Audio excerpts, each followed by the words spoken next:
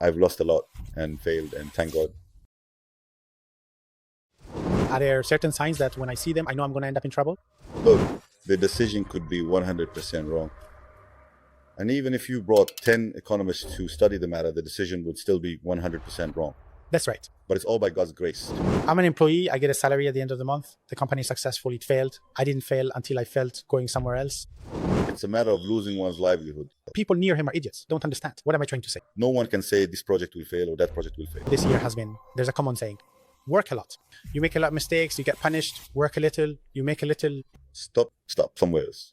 You deal with failure so comfortably. In this episode, we're trying to come up with a model, not necessarily a perfect one, but at least we're aiming for a balanced model that can help entrepreneurs live a stable life and achieve success both in their professional and personal life. That's why we had to invite.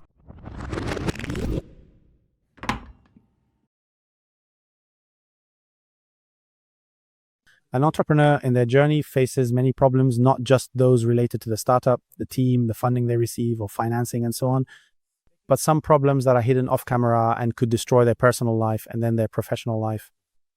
It's few people speak about this side of things. It's few people speak about them. So what are the mistakes you need to avoid? Otherwise, unfortunately, the consequences will be extremely tough. That's why we had to invite someone truly exceptional. A professor, a so-called angel investor, and an entrepreneur who has interacted with young people starting from age 16 and up. His main goal, to which he has dedicated his life, is to provide practical advice to young people, to help them hand in hand with their startups across the kingdom, in Egypt, and then in many other Arab countries, so that in the end we have a well-rounded model, not just the dazzling example that appears in front of the camera. Someone who did this and that, but in reality, his life is ruined. In the end, he's a distorted example. In this episode, we're trying to reach a model, not necessarily a perfect one, but at least a balanced one that allows the entrepreneur to live a stable life and achieve success both professionally and personally. That's why we had to invite Mr. Moataz Abu Anq Abu Al-Bara. Welcome back. Hey, great to see you. So glad you're here. May God bless you. God bless you. May God bless you as well. God keep you safe. Let's start first with a quick introduction about Abu Al-Bara. Then we'll move on to the tricky parts. Moataz Abu Anq Abu Al-Bara. Very nice. You are currently invested in about 30 companies between Saudi Arabia and Egypt. Between Saudi Arabia, Egypt, Turkey, and Kenya. God bless. What suddenly took you to Kenya? That was a different direction. Most of the ventures are run by them. The team, and I always say, the team comes before the idea, before the company, before you do anything. And that's what I always try to do is bring the team together. And then I established the company. So how did something like Kenya come up, for example? I mean, we have teams in Egypt and Saudi Arabia because of the shared culture. Turkey makes sense, but we left all that behind and went to Kenya and Egypt. Opportunities come to you, and you always, for example, I worked in Mauritania before Kenya. God bless. But I didn't succeed there. I mean, I lost a lot and failed, and thank God. So opportunities, and people always come in present opportunities, present ideas. You sit, study, put your trust in God, go, fail, and come back. It's a simple matter, really. You deal with failure with such ease. This is actually a bit difficult. For some people, they even deny the word failure altogether. Like when you come and ask them, for example, tell me something, you have failed in your life. They'll tell you, no, I've never failed at all. And some of them say, no, I can't even call it failure. They say it was a step towards success. I mean, I'm not going to argue about the philosophy of it, but in the end, it is failure. Let's not get philosophical. I like philosophy. I like theories. That's good. That's nice. You failed. The scale of failure, like when we say you failed at a project, that's something big. But sometimes that project is your life. So in this case, failure for you is a huge deal because you only have this one project. Someone else who has 100 projects, if he fails in one, it's just 1% or not a big deal. What's more important than failure itself is how you deal with failure. Meaning, why did you fall into this problem and what did you gain from going through it? They say, you learn the path to failure and now you can find other ways to succeed. So how can you avoid falling into this problem again? This is what's truly important about failure. And sometimes some young people may reach a point of deep despair, and before that happens, they often go through a stage of, depression, severe psychological pressure that leads them to despair and the destruction of their lives, or they reach a stage where they spend 1, 2, or even 3 years just to recover from this failure. So how do we recover from failure? Let's talk about the signs of failure from the very beginning. I mean, right now, there's usually a path that if someone takes it, often leads to failure in a certain project. In their life story, in any situation really, are there certain signs that when I see them, I know I'm heading straight for disaster in the end? Every project is in fact a truly unique and distinct entity, even if it's technically the same project operating within the same field and happening at exactly the same time under seemingly identical circumstances. Why is it different? Because the person managing the project is a human being, and no two people are alike. So everyone manages the project in their own way. It's their own style. It's their style and their culture. The variables that affect each project are different because part of those variables are due to the people themselves, who are different, the number of employees, their experience levels. But in the end, human interaction is different from any other kind of interaction. We can't say that companies are 100% identical. In my opinion, there is no such thing as two companies that are 100% alike. There are no identical twins. Never. Even at home with your twin brother, both of you born at the exact same moment. I mean, just a slight difference in time, and you live together all the time, yet you're still different. So there is nothing that is completely identical. But we always put out signals or warnings and alerts that are general. Every rule has its exceptions. 80% might apply, but for 10 or 20% it doesn't. This is normal in projects, and in work no one can say for sure that this project will fail or that project will succeed. The problem arises when we reverse the situation. That is when the exception, which is 10%, becomes the rule. In the world of entrepreneurship, in which you are, mashallah, distinguished, the norm is that the majority fail. I mean, aside from that, why do they fail, in your opinion? Because, I mean, there are two parts. The first main part, we are being unfair to this entrepreneur who hasn't practiced business or worked in a job for a long time, hasn't learned from many problems and how to solve them, and hasn't learned anything about business. Then we come and tell him, come on, be the next Elon Musk. Let him take the other model, fine. We have someone like Mark Zuckerberg, for example. This guy never worked full-time, nor in corporate, nor did any of that. And he did something that took the world by storm. Excellent. That's 1 in a billion. Great. There are people like him out there in the world today. 8, 9. The exception to the exception. This is the main problem, that we come and present this image to the entrepreneur as if it's the rule. And we want all entrepreneurs to become like these people. That's not true.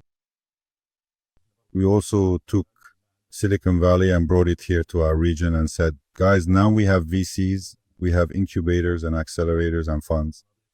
Allow me to speak in Arabic so that we keep it to one language. Even if I say something in English, I'll translate it into Arabic. All of this, all the components that exist in America, we've brought them to you. Come on, start and do it. Just like America being this idea is completely unacceptable.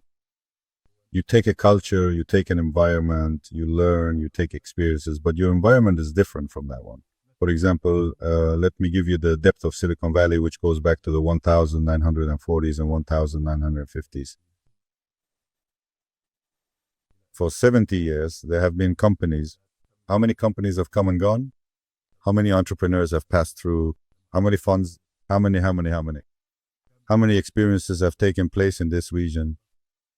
And how many experts and academics have studied this subject and produced research studies and books all about this existing model and this deep, expansive environment? So our environment here is still we don't have that yet. We don't have something to truly benefit from properly, but we must take into account the nature of the environment here. Let me give you an example that we actually experienced.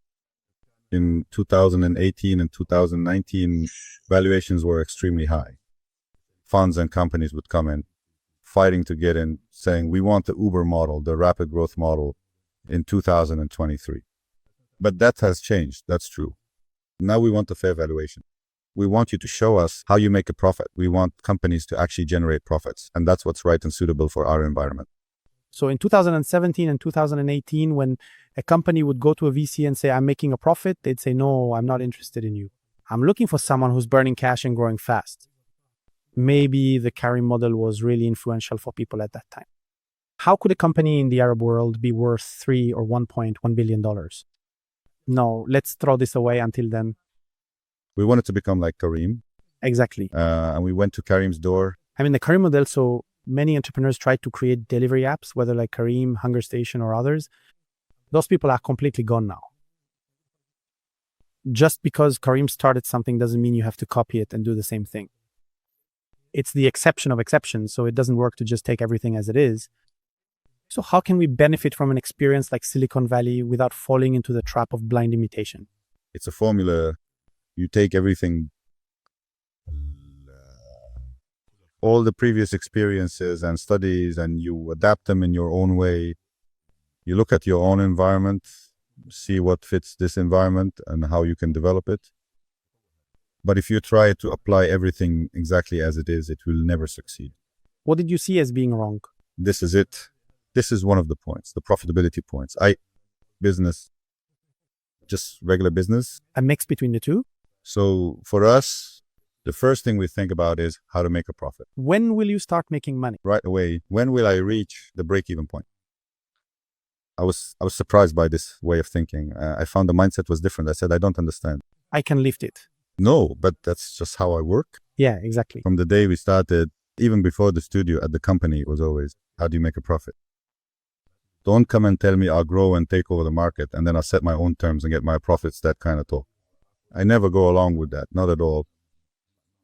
The issue is that one VC comes in for a round and another VC comes in for the next round, and the first hands it over to the second, and the valuations keep going up. It's like they're working on injections boosters. What is this? I couldn't do this. I couldn't wrap my head around it. I still refuse to understand it to this day. It seems like they're the ones who understood it. So it's a culture, a way of working, and a point of view. We respect every point of view. And of course, they know more than I do in this. Recently, it proved your point of view. To some extent, but only to a limited degree. To some extent. But still, if there aren't extremely high growth rates, nothing happens. It just becomes an ordinary company and growth is necessary. We're trying to reach a model. How do you make a profit? Show us how you will make a profit.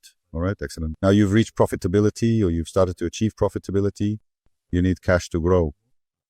I'll inject cash into you, then later show me again how exactly, how do you make a profit just like that. All right, then you run into another problem. But the important thing is that whenever you stop getting cash, you're able to keep going and continue. You take cash to accelerate your growth rate, not just to survive. But if you're relying on money just to survive and you miss out on a funding round, you're done. That's exactly what we try to avoid. Of course, it's not easy for a company to reach this stage. But again, we say this is a theoretical and nice idea, but it's not easy. It's not easy.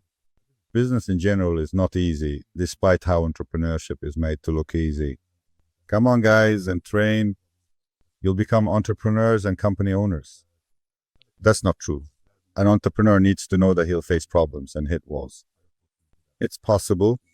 I mean, as I said, he might crack his head, get hurt, and the injury could be serious, and the company might even shut down. The first company we started later on, Business is still going this way. Sometimes comes to you for advice asking, should I keep going as I am or should I switch to traditional business? honestly, there isn't a single entrepreneur who's come to me who hasn't gone through this. They all come in excited, and that's great. That's wonderful in the beginning. But when they start to hit obstacles, their convictions begin to shake. He also tries to create another model. Very little. It's rare for someone to say they want to go back to a regular business, and even rarer for someone to want to go back to being an employee. Is this the natural order, meaning the prevailing pattern, that the worst and lowest is being an employee, metaphorically speaking, then comes traditional business? And after that, entrepreneurship? No, that's not it. These are ideas that have been planted in the minds of young people. It's as if business is definitely better than employment. 9/10 of sustenance is in trade. This is among Muslims. For us, it's a principle, but not everyone should go and become a merchant, nor is everyone capable of becoming one, and not everyone can handle being a merchant. You can live in a state of anxiety. 24 hours a day, 7 days.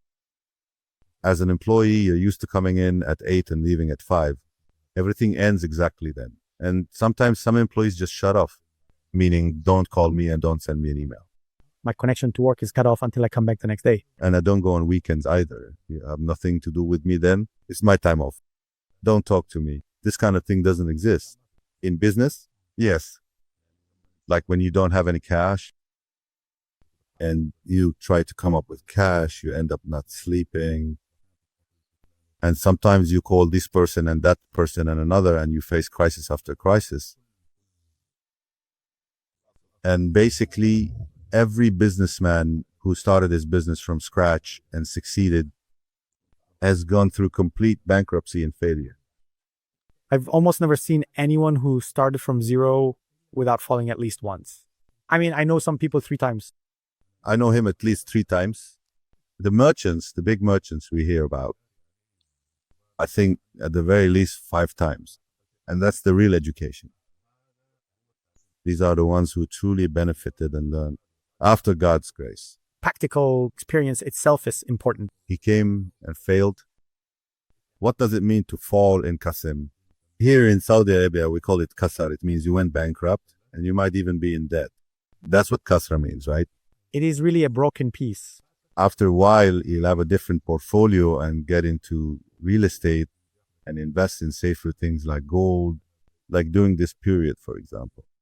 Unless he gets reckless and takes out big loans that aren't covered by his existing assets, then he could reach a point. The issue of risk, sometimes you see 2 types of people. One who risks everything. I mean, I know someone who even mortgaged his own house for his personal project. And there's another type who tells me, no, I'll take it slow at my own pace. I'll have, for example, some real estate, some gold, something on the side. If things grow, great. And if not, at least I've secured myself. The second approach is actually the standard one. But not everyone does that early on, you know. Just yesterday, it was the 1st of July. Someone consulted me, who was a manager in the government sector, and decided to move into business. So the first advice I gave him, he's an employee. You mean he wants to quit and go into business? Make sure you have an emergency reserve for at least 6 months. A reserve, that's enough for you. Or a reserve. You know, if you fall or your project fails, you'll be able to get back on your feet again. A fallback point. Exactly. Something in place that can get you back on track. I don't know. You know your situation best. The amount you need could be, 6 months, a year, or even 2 months. That's something you need to organize for yourself. So this is the best option, really. I mean, this method is the ideal way. But not everyone is able to do it. Young people, I agree. There's a bit of contradiction here. But the younger you are, the more you can take big risks. For example, someone who's married with kids shouldn't take huge risks. Because he's putting others at risk. Because he has responsibilities still young, and may God protect their mothers and fathers. And if they have an income, he can go take risks, even if it upsets his father. It's not a big deal. But honestly, these are usually the ones who succeed. I mean, these are the ones who often make it. But the best model, and the one that's almost always successful, is someone who's raised in business. Business is inherited. But it's not a religious inheritance. It's an inheritance of environment and interaction. When you sit with your father, and he's a businessman, he negotiates with you just like he negotiates in the market, and he teaches you how to negotiate. Life skills. And those are the most important. Much more important than other business skills. Why is that? Why am I the best programmer in the world? You want more than that. The best programmer in the world will just sit and code, but won't know how to sell. Exactly. And that's what's happening. Talented or creative people have a problem. The main problem is that they don't know how to deal with people. No communication. So as a result, they always fail. Whenever they don't know how to deal with people, they fail. And I've been through many experiences where the person is closed off, thinking that his abilities and skills are superior, and that you don't understand anything about the struggle he's facing. That confidence is good, and he really is talented, but this isn't your job. You're like that. Stay as the founder and bring someone else along with you. Someone who works in the market, understands it, and can turn your product into something that can be sold and build a company around that product. But in the end, you're not making a product just for yourself. What are you doing to sell? That's why there are a lot of patents. One of the main reasons we don't see them materialize in the real world is because of the inventors themselves, the way they interact, and how difficult it is to communicate with them. They come and say, I want 70%. I'm the one who came up with the idea. I did the project. I did everything. And I want 70% and I won't give it up. These are real situations. There are so many inventions in our universities. And another problem is that sometimes the universities take a large share, 50% of the project or 60% or even 70%, because the university is the one that funded it. That's what the subject requires. The whole subject. So these are issues we need to understand. In the end, as I said, if the project doesn't reach people and they don't benefit from it, it has no value at all. So basically it's zero. Or you might only get 10% or 20% and the project succeeds. And in reality, you'll still get the credit. You're the inventor who launched a project like this, and all of humanity benefited from it. What are the most important life skills that successful entrepreneurs should have? The ability to communicate with people. And here I am talking. Excellent. That's why you're successful. No one is insulting me. I'm just talking. What can I do?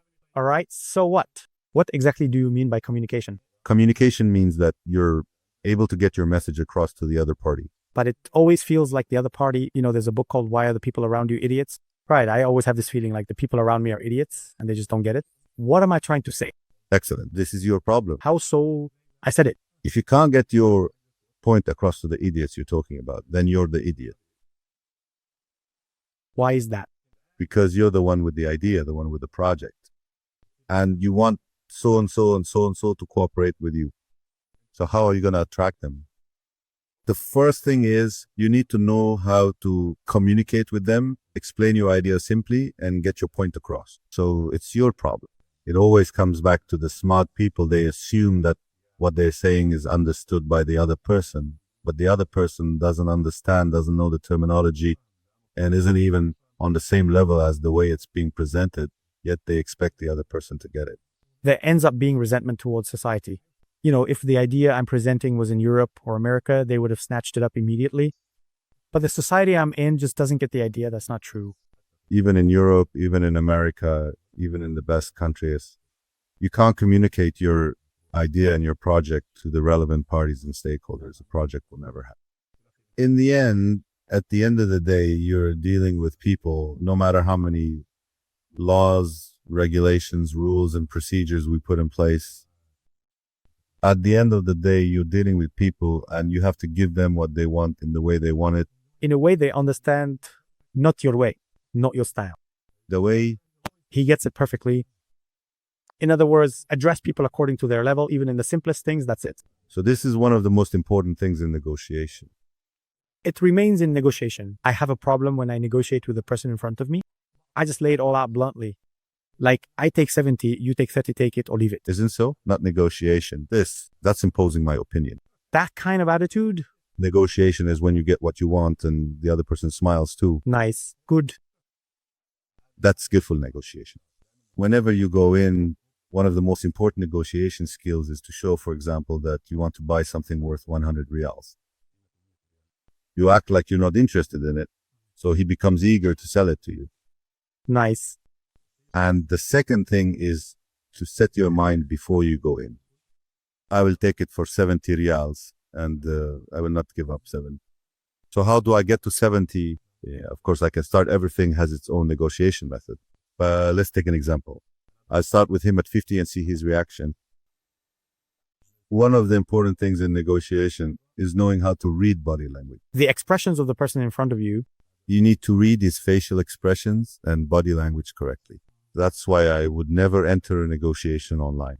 You must see who's ahead. I prefer to sit face to face with the person. I don't even want to do video because that only gives me 50 or 60%. But when I sit with someone, I can tell if he's satisfied or not. So I know whether to put more pressure on him or not. So I gauge his reaction. When I tell him 40, I watch how he responds. Sometimes he puts on a reaction. A tough one. I mean, it's not genuine. That's it, you're done. No, it's not genuine. On the contrary, sometimes his reaction in a certain way actually shows you that he might indeed be willing to sell at 40. So you have to stay focused on your goal. The range you can move within, It can vary, it shifts. they call it the zone, the space where he might agree and it's acceptable for him. You also might not go directly. For example, if you want to buy this one, you go and look at the pieces next to it. All right.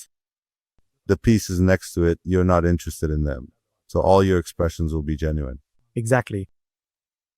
So you start negotiating even though you don't actually want it. He might drop the price from 100 to 50, meaning he can go down by 50%. Come here, come here. The one next to the other one. I'll take this one, that's it, great. So these are skills you develop over time. The negotiation process I learned the most from was in the flea market. I was a student back in the day. I was a student. I used to go to the Dryport flea market, the train flea market in Riyadh. I was a university student, and everyone at the flea market. The level of education is low. English, I could read English and all that. I used to go for the electronics, but the people with me were tough. You were still at the beginning, you were young. So the first time I didn't actually buy anything. I just sat and watched how my uncle dealt with them. The second time I started to push a little and see how they would react, how far it would go. Then I noticed that they never came near the electronics section or that area. So I said, that's it. I'll focus on my strength and their weakness. So I also started making sure my facial expressions didn't show any interest, didn't show anything at all, completely covering up my expressions. And sometimes my uncle would just take it. You know, like he and I had an understanding. He just handed it to you to take. Yeah, like here you go, take it. Or the other way around. That's it. They've reached 100. All right, just take it for 110 and let it go. It's close enough. I mean, an entrepreneur has to be capable of the process. He needs to negotiate with the investor. He needs to negotiate with his employee, with the client, with the supplier, with everyone around him. Today, you need to get involved in the negotiation process.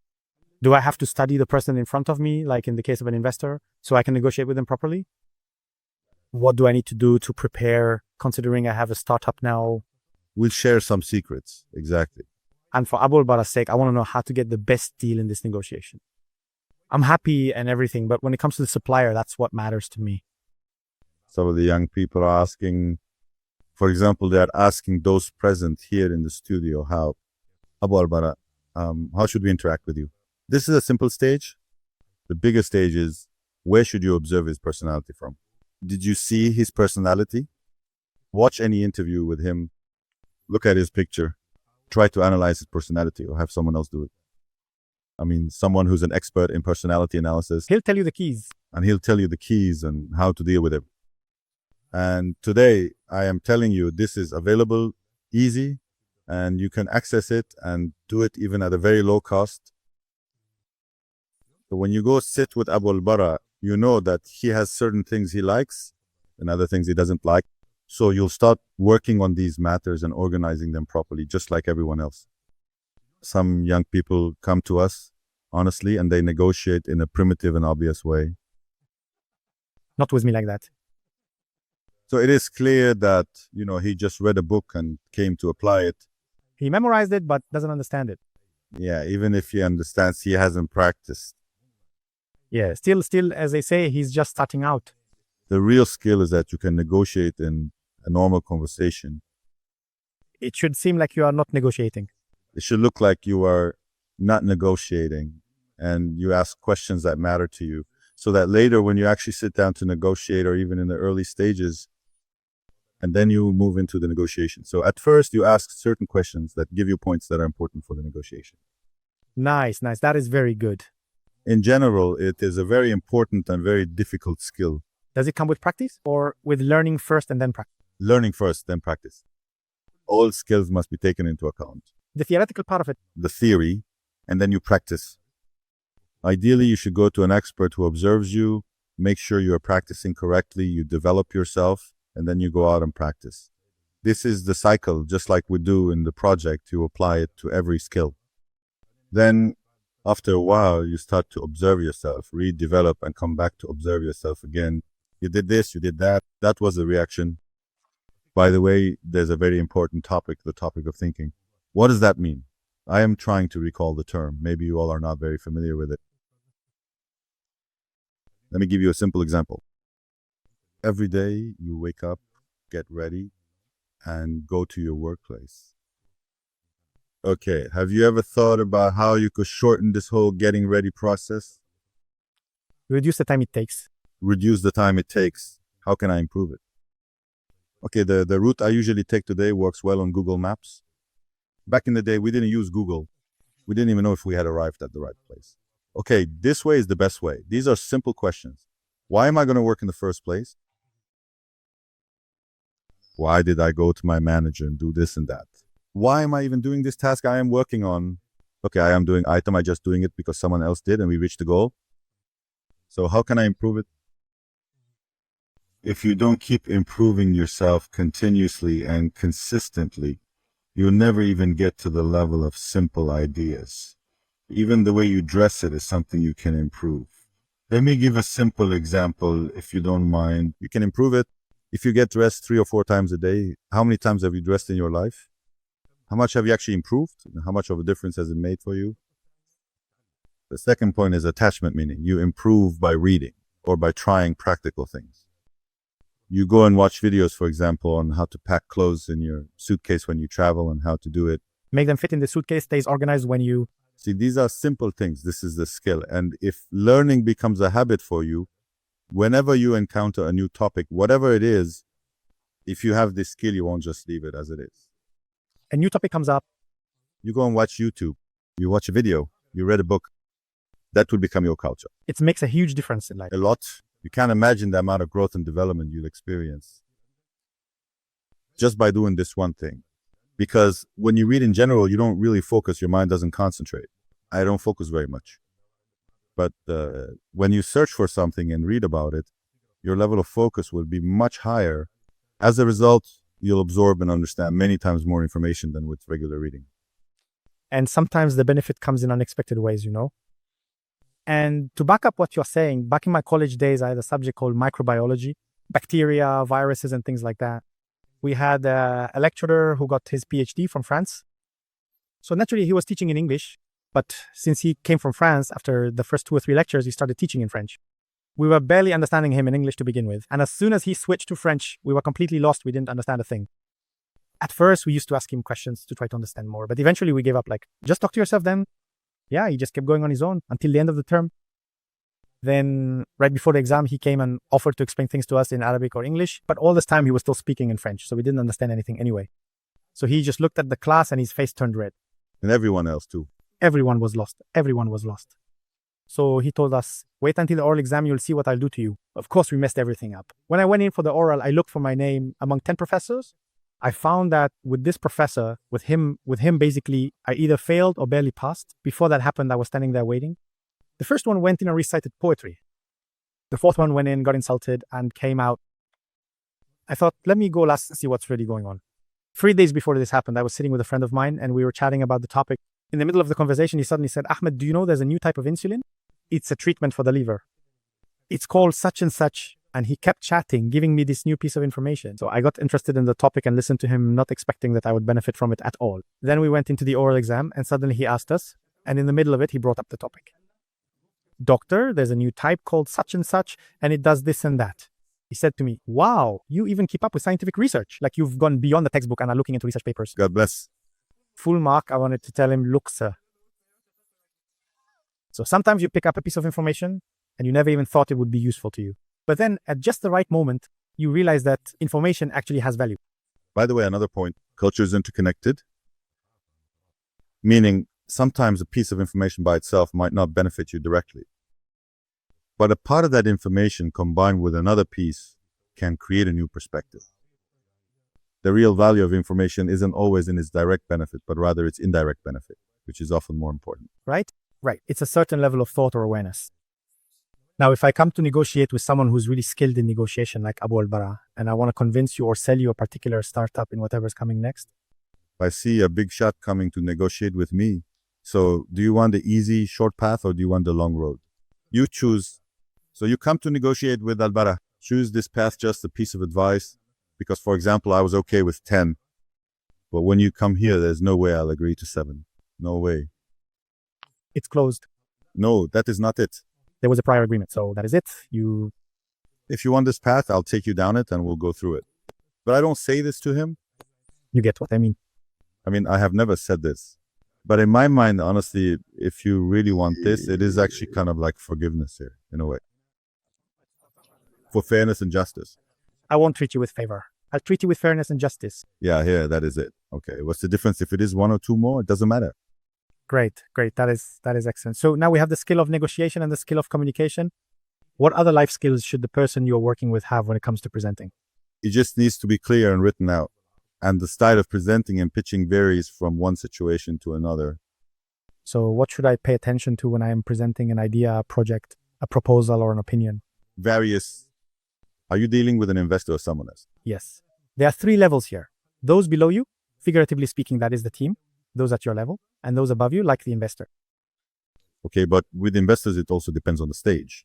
I am going to make it a bit harder for you because the question needs to be a little more precise. No. I mean, the early stages, the investor is primarily interested in your personality as an idea stage. Pre-seed stage? Exactly. And then when you start operating, they start looking at the number. Right. What have you done? This means that a knowledgeable investor at this stage, the most important thing is the entrepreneur rating, even 170%. Then they get into the idea itself. What is the idea about? The next stage, the entrepreneur, the idea, the numbers, right? Then in the following stage, the team becomes important as well. That means the company has become established. There is now an entity. Amen. There's a team of employees. You need to sell them your vision. But how? Sometimes some employees act on their own. I'm just an employee. I get my salary at the end of the month. The company succeeded. It failed. No, I failed. So I won't be held accountable until I go somewhere else. No one will stop you. Stop with you somewhere else. Goodbye. No, he doesn't say this out loud. But you can see it in his performance. For example, let's say his working hours are from 8 to 5.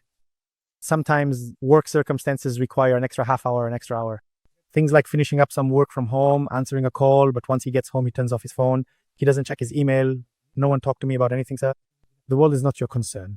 So in the startup, this is not acceptable. That's an employee. It's unacceptable from an employee.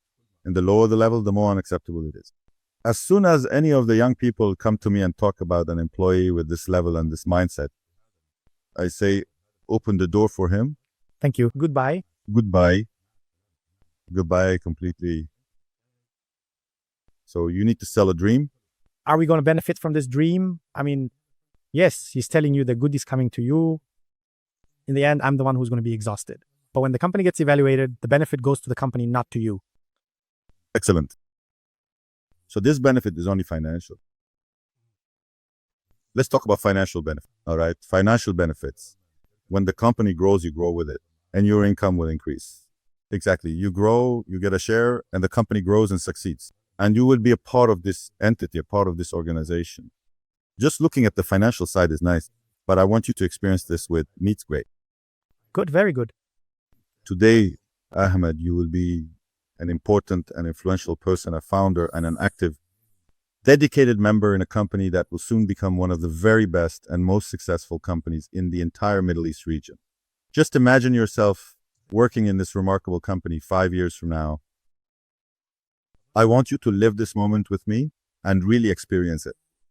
I mean, with all your feelings and emotions, I'm leaving the door open for you to make any suggestions or raise any objection or point out any opportunity you see, even if you decide to leave the company. I have no problem with that. But I really, truly hope that someone like you will be an active member with me in the company, especially in the future. Nice. Good. I'll tell you how later. Great. That's excellent. No. Let me tell you an important point that they do. I mean, one of the founder's main responsibility and important truth that should never be overlooked is to carefully choose the right suitable person for each specific role within the organization. This means not just picking someone at random, but thoughtfully considering who is best suited for the job. Of course, it is also essential to put them in the right place, to provide them with thorough and effective training, and to delegate important tasks to them properly, ensuring they are fully prepared to succeed. There are a lot of details in what you're saying. All right, that's task number one for sure.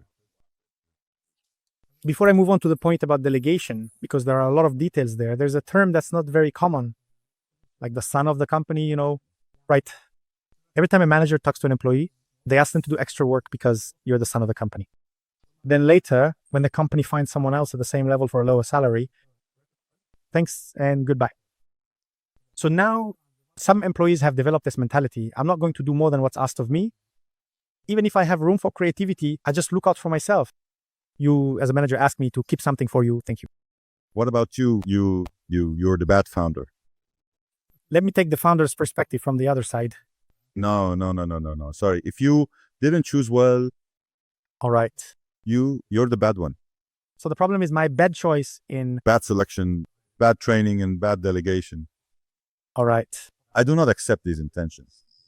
I mean, you really shouldn't stay in the company. Maybe he was a good person when he joined, but it's the founder who's bad, not him. By the way, we shouldn't blame the employee too much. That's why we help young people learn how to choose employees. And in the end, when you monitor the employee, you're really observing results, slips of the tongue, and behaviors. Body language. These are the things that reveal the human side. The real indicators about the person in front of you. Let me move on. You gave him a task, he did it, and he sat down.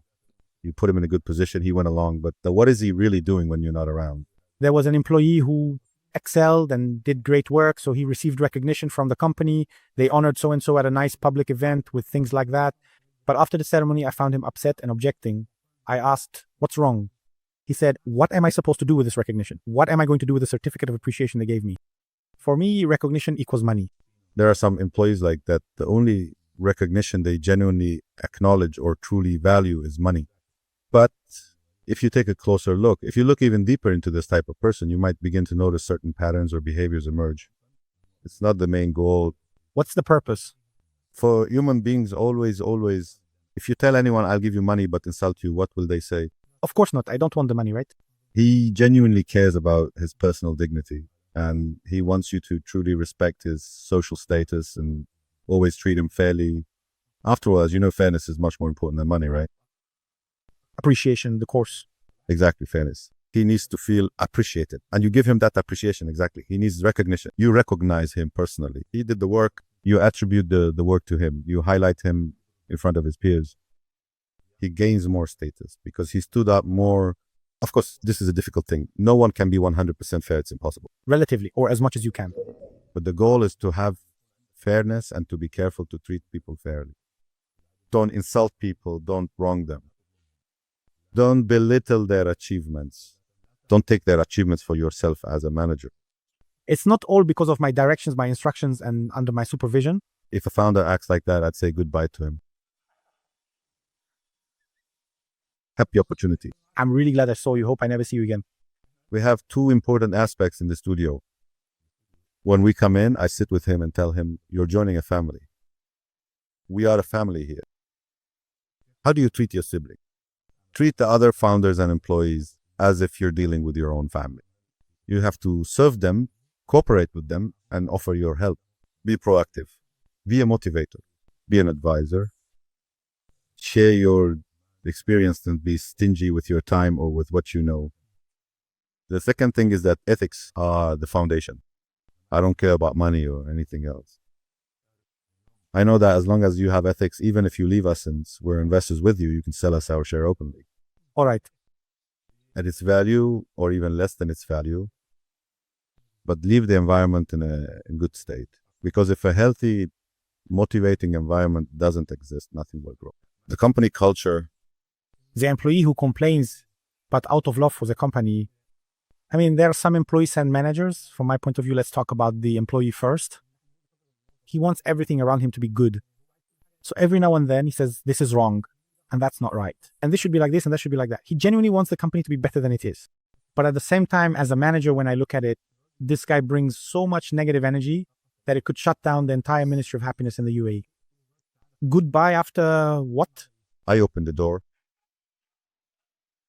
Ideally, you should sit down with him and talk to him if his real goal is the company and you convinced that's his intention. You try to make things clear to him. Like the way you deal with your colleagues and the way you communicate your points are good, but the approach shouldn't be like this. Try, for example, to hold yourself back for 3 days without saying a single word, okay? Because honestly, even discipline hasn't worked with him. I'd open the door and say goodbye.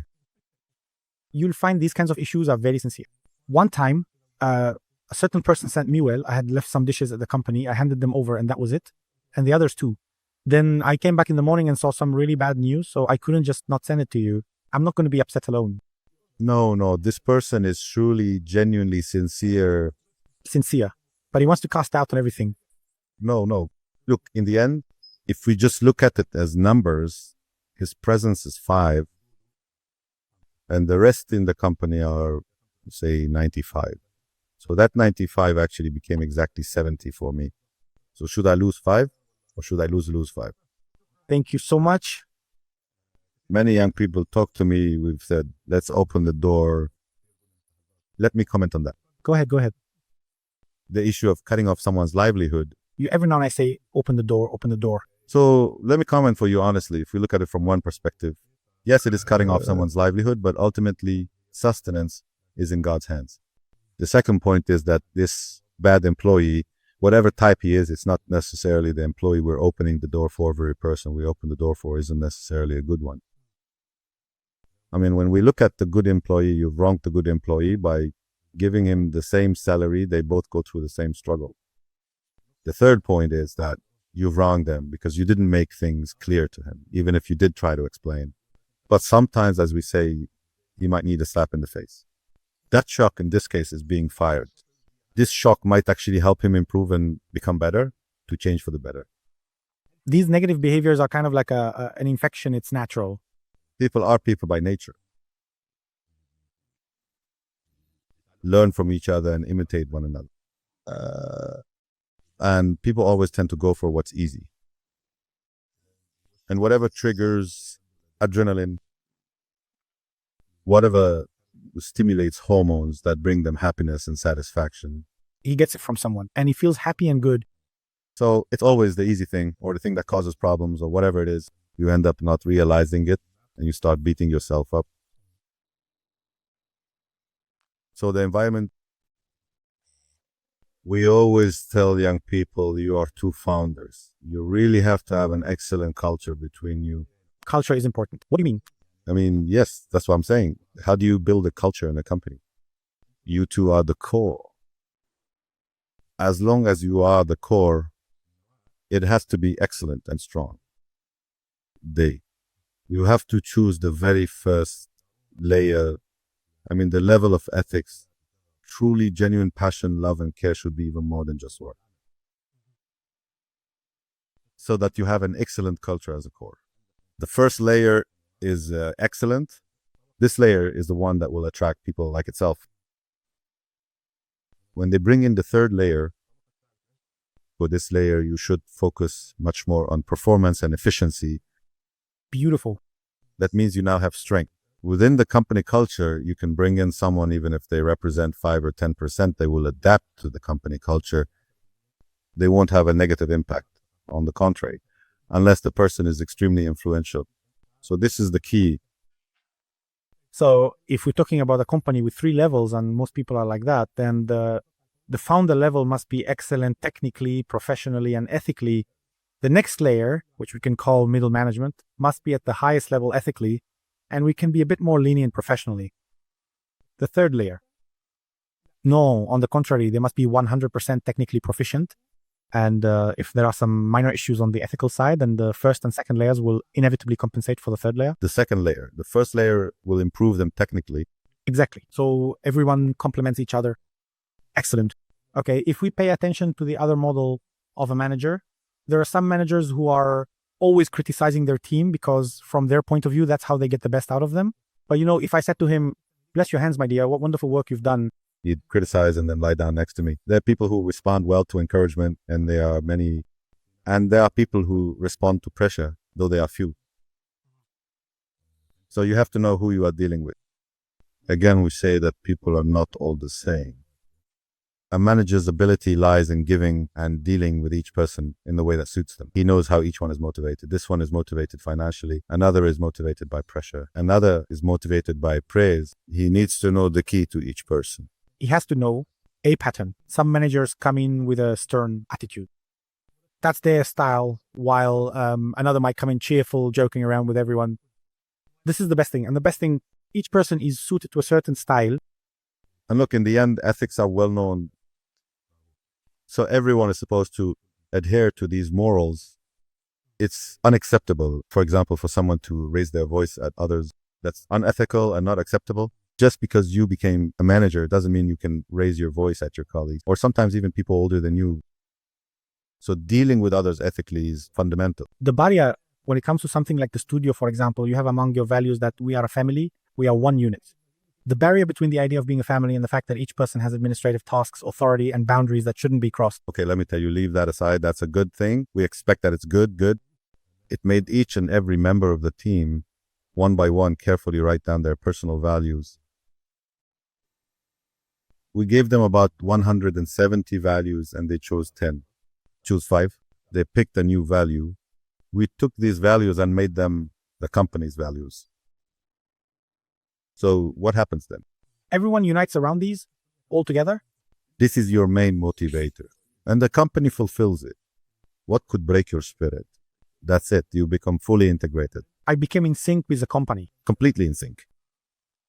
If you are truly honest about the value you mentioned, and we are sincere in implementing this value in the company, then you are now at the highest level of motivation. No one can reach you. Beautiful. Because if you are a good person and this value truly means something to you, right? Then you've reached that this is what we're talking about. We did it. And now we're trying it out and seeing how it goes. But honestly, my team is truly one of a kind. MashaAllah, MashaAllah. There's a common saying. If you work a lot, you make a lot of mistakes and get punished. If you work a little, you make fewer mistakes. That's in a toxic environment, in an unfair environment. So for us, all these examples, what is the environment like? What is this good? So we shouldn't judge it. Let's always focus on having a good environment. Let's try to get young people used to a positive environment, a good environment, so that these issues don't arise. These things are supposed to be exceptions, but unfortunately, they're actually the norm in many environments. So let's work on improving the environment, because these young people and employees have been affected by such environments, and for various reasons, their ethics have changed. Dealing with an employee's mistakes, like the employee is hardworking, but the problem is that he makes a lot of mistakes. The mistakes are repeated. They're varied and recurring. Repeated. He might make the same mistake 3, 4, even 5 times. Open the door. I have one solution, just won't get it, but let me go ahead and open the door. And see, that's wrong. Honestly, someone who makes a mistake and then repeats the same mistake, either he's doing it on purpose, or his abilities just aren't that great. He doesn't understand at all. So in the end, you're ultimately entrusted with this company, as we said. So it's not fair for this person to stay in the company. Do you see entrepreneurs repeating the same mistake? And do they usually fail? What's the most common mistake they repeat? You know, it's really just arrogance, the ego, as they call it. I'm the entrepreneur. Look, I'm like Zuckerberg, there won't be anyone like me again. This arrogance, honestly, is a major disease. And under it branch out many other problems. It's a disaster. It's what got Satan expelled from paradise. Growing up means that if we came to put stories, big and great ones, arrogance was the main reason in them. Having arrogance as an entrepreneur is a disaster when it comes to confidence and overconfidence. And with arrogance, the decision remains. The real test, the true measure, is when someone actually comes up to you and tells you, Ahmed, you're wrong and you're doing this, this, and this, and you really shouldn't do it that way. Not at all. They tell you it's better to do it this way, but you go ahead and do it your own way. Then another person who's different and skilled comes and tells you the same thing, and you still do the same thing and make the same mistake. Then a third person, who's also skilled and knowledgeable, comes and tells you the same thing and you still do the same thing. At that point, I just want to grab your head and knock some sense into you. Seriously, what more do you want? In the end, a person's goal should be his company, while your personal value, self-esteem, personal interests, and vision of yourself should be greater than your company. Know that the company will collapse. The idea of merging I am the company with the company itself. I'm the boss. The company's losing. No problem. You tell me, teacher. This is a problem. He just wants to be the boss. He wants to be the one in charge, or maybe even the mayor, or just the big shot over nothing at all, instead of being under the mayor for something truly meaningful and good, if you think about it. You know what I mean, right? You and your team get approached a lot. I mean, you see a lot of startups and founders and you say, look, this one is excellent and amazing. If it weren't for this trait, Except for this trait, if it weren't for that. I mean, if only this one thing could be removed from him. For example, this arrogance, I always, These are the things I constantly encounter. I try to pay attention to it. Usually a person who's arrogant doesn't accept advice. Yes. So what should I do with him then? He told you and you see that he's excellent? Honestly, if he's coming in new with me, I don't let him in from the start. No, thank you. No, impossible, no matter who it is. It's not important, fine, but if he's already there, we try once, twice, 3, 4, 5 times, and then that's it. In the end, I'm just wasting my time. It's like blowing into a punctured bag and then leaving. Okay, what are the traits you found that can be improved in an entrepreneur? And what are the other traits that you found difficult to extract? Traits that are really important to look for in an entrepreneur, like the ability to shine and the desire. Right, why is that? Startups are supposed to grow quickly, but he's running it like a small shop. That's the company, and that's the entrepreneur. The company is supposed to grow, but he's growing like this. So what's going to happen next? He'll drag it down with him. Exactly, that's what happens with us. He's supposed to pull it up. He's required to learn extremely quickly so he can lift the company and the employees along with him, ensuring that everyone adapts to new challenges and opportunities together. This rapid learning is essential for effective leadership, especially during times of significant change. This is always a problem when a company transitions from one stage to another, because such transitions often bring uncertainty, new responsibilities, and the need for everyone to adjust to unfamiliar circumstances. If the entrepreneur is excellent and learns quickly, most of the employees won't all be like that. It's natural. So what happens is, he'll say, I'll bring in Ahmed, an expert, to replace Abu Abara, who didn't learn. Abu Abara gets upset, saying, I'm the one who built the company and brought everyone together in the beginning. And he was the first to take care of it. Yeah. And when money came? And he's the reason. Abu Albara is the reason. No, Abu Albara is the reason, you know. You're the one who forced me into this. Otherwise, why would I replace you? That's why I always emphasize to the guys. Train your team well. And if someone isn't training properly with you or isn't improving early on, bring in a replacement before we reach that point. For example, this always happens in Series A and at the end of the seed stage, because these are major milestones and the changes are significant. So you need a different team than the one you started with. Exactly, the one who doesn't grow with you. No, just set him aside for a while. The idea is, if you leave him, this happened in front of me, a company grew, and the founder or CEO, instead of letting go of the person who didn't develop, kept him in his administrative position, even though he was just a junior employee in management. So later, that employee became a bottleneck for meeting the CEO or even getting past the secretary. We used to have coffee together at a cafe and all that. So is it right for me to keep him in that tiny administrative role, or should I just let him go altogether? If he's reached a point where he's just the same as before, in the end, it comes down to the level of contribution, and the company's interest should always come first. The company's interests always come first? Does that take precedence over, let's say, emotional considerations? Yep. How so? Of course. I mean, empathy is absolutely necessary in our interactions with others, as it helps us understand and connect with people. However, it should be applied thoughtfully to specific cases where it is truly needed, rather than being used indiscriminately or all the time in every situation. As an exception, not as a rule. No, it is not required. Specific? No, I mean, honestly, Ahmed is the person I mentioned. I can empathize with him, but to harm the company and keep this going for a year, 2 or 3, just because I feel for him? No, the company has its rights. Yes, exactly. I am entrusted with it. If it were someone other than Ahmed, would I do the same thing for them? No. So why should personal relationships matter? Okay, but some people might see that as a bit disloyal. I mean, Mr. X, who started the company with you, stayed and endured tough times. Then, when the company grew, you told him goodbye and not to continue with you. It's not that when the company grew, it happened. The issue is that he didn't work well or didn't develop himself properly. And that's his responsibility, not yours. We told him from the beginning to improve himself and work on his skills. As the company improves and grows, we don't want to have to bring someone else in. But in the end, if he insists on staying the same, what am I supposed to do for him? This is one of the challenges that entrepreneurs face. The idea of balancing personal life with the demands of work. So what should we do fundamentally? Work and family, such as, for example, At this stage of his life, he believes that work should come first. Why? Because I work for the family and this is a temporary and excellent period. great. I agree with you. Everything you're saying makes sense. Okay, so you do a good job. The family is supposed to be doing well. The family should take into account the situation I'm in. I'm building a great future for them. Okay, but what if the family doesn't consider that? What would you do? Yesterday, I said I would just keep going my way and they can, solve their problem and go their own way, but that won't solve anything. No, in the end, you're truly working for the sake of the family after all. It should be like this. That's right. And whether the family stays together or not. They'll still be there. They'll go on living with tension and problems, but life goes on. Look, when your productivity and the family are stable, of course it's 100% better, for example, but if it's stable, how much is your productivity? 50%, 60%. Let's say 70%. Take 30, give that to the family. Nice. Good. All right. But why don't they try to understand? Then here it would be 100%.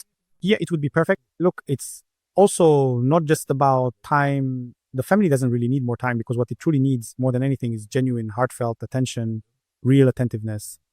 They need quality time. It's not just about you sitting there and that's it.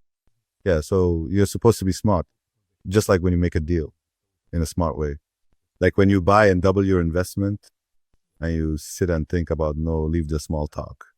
You sit and think about this deal. How can you close it in an excellent way? Right, exactly. I want you to think, just use the same way of thinking. How can you improve your relationship with your family? I give the guys an example that's a bit strange or more like an experiment.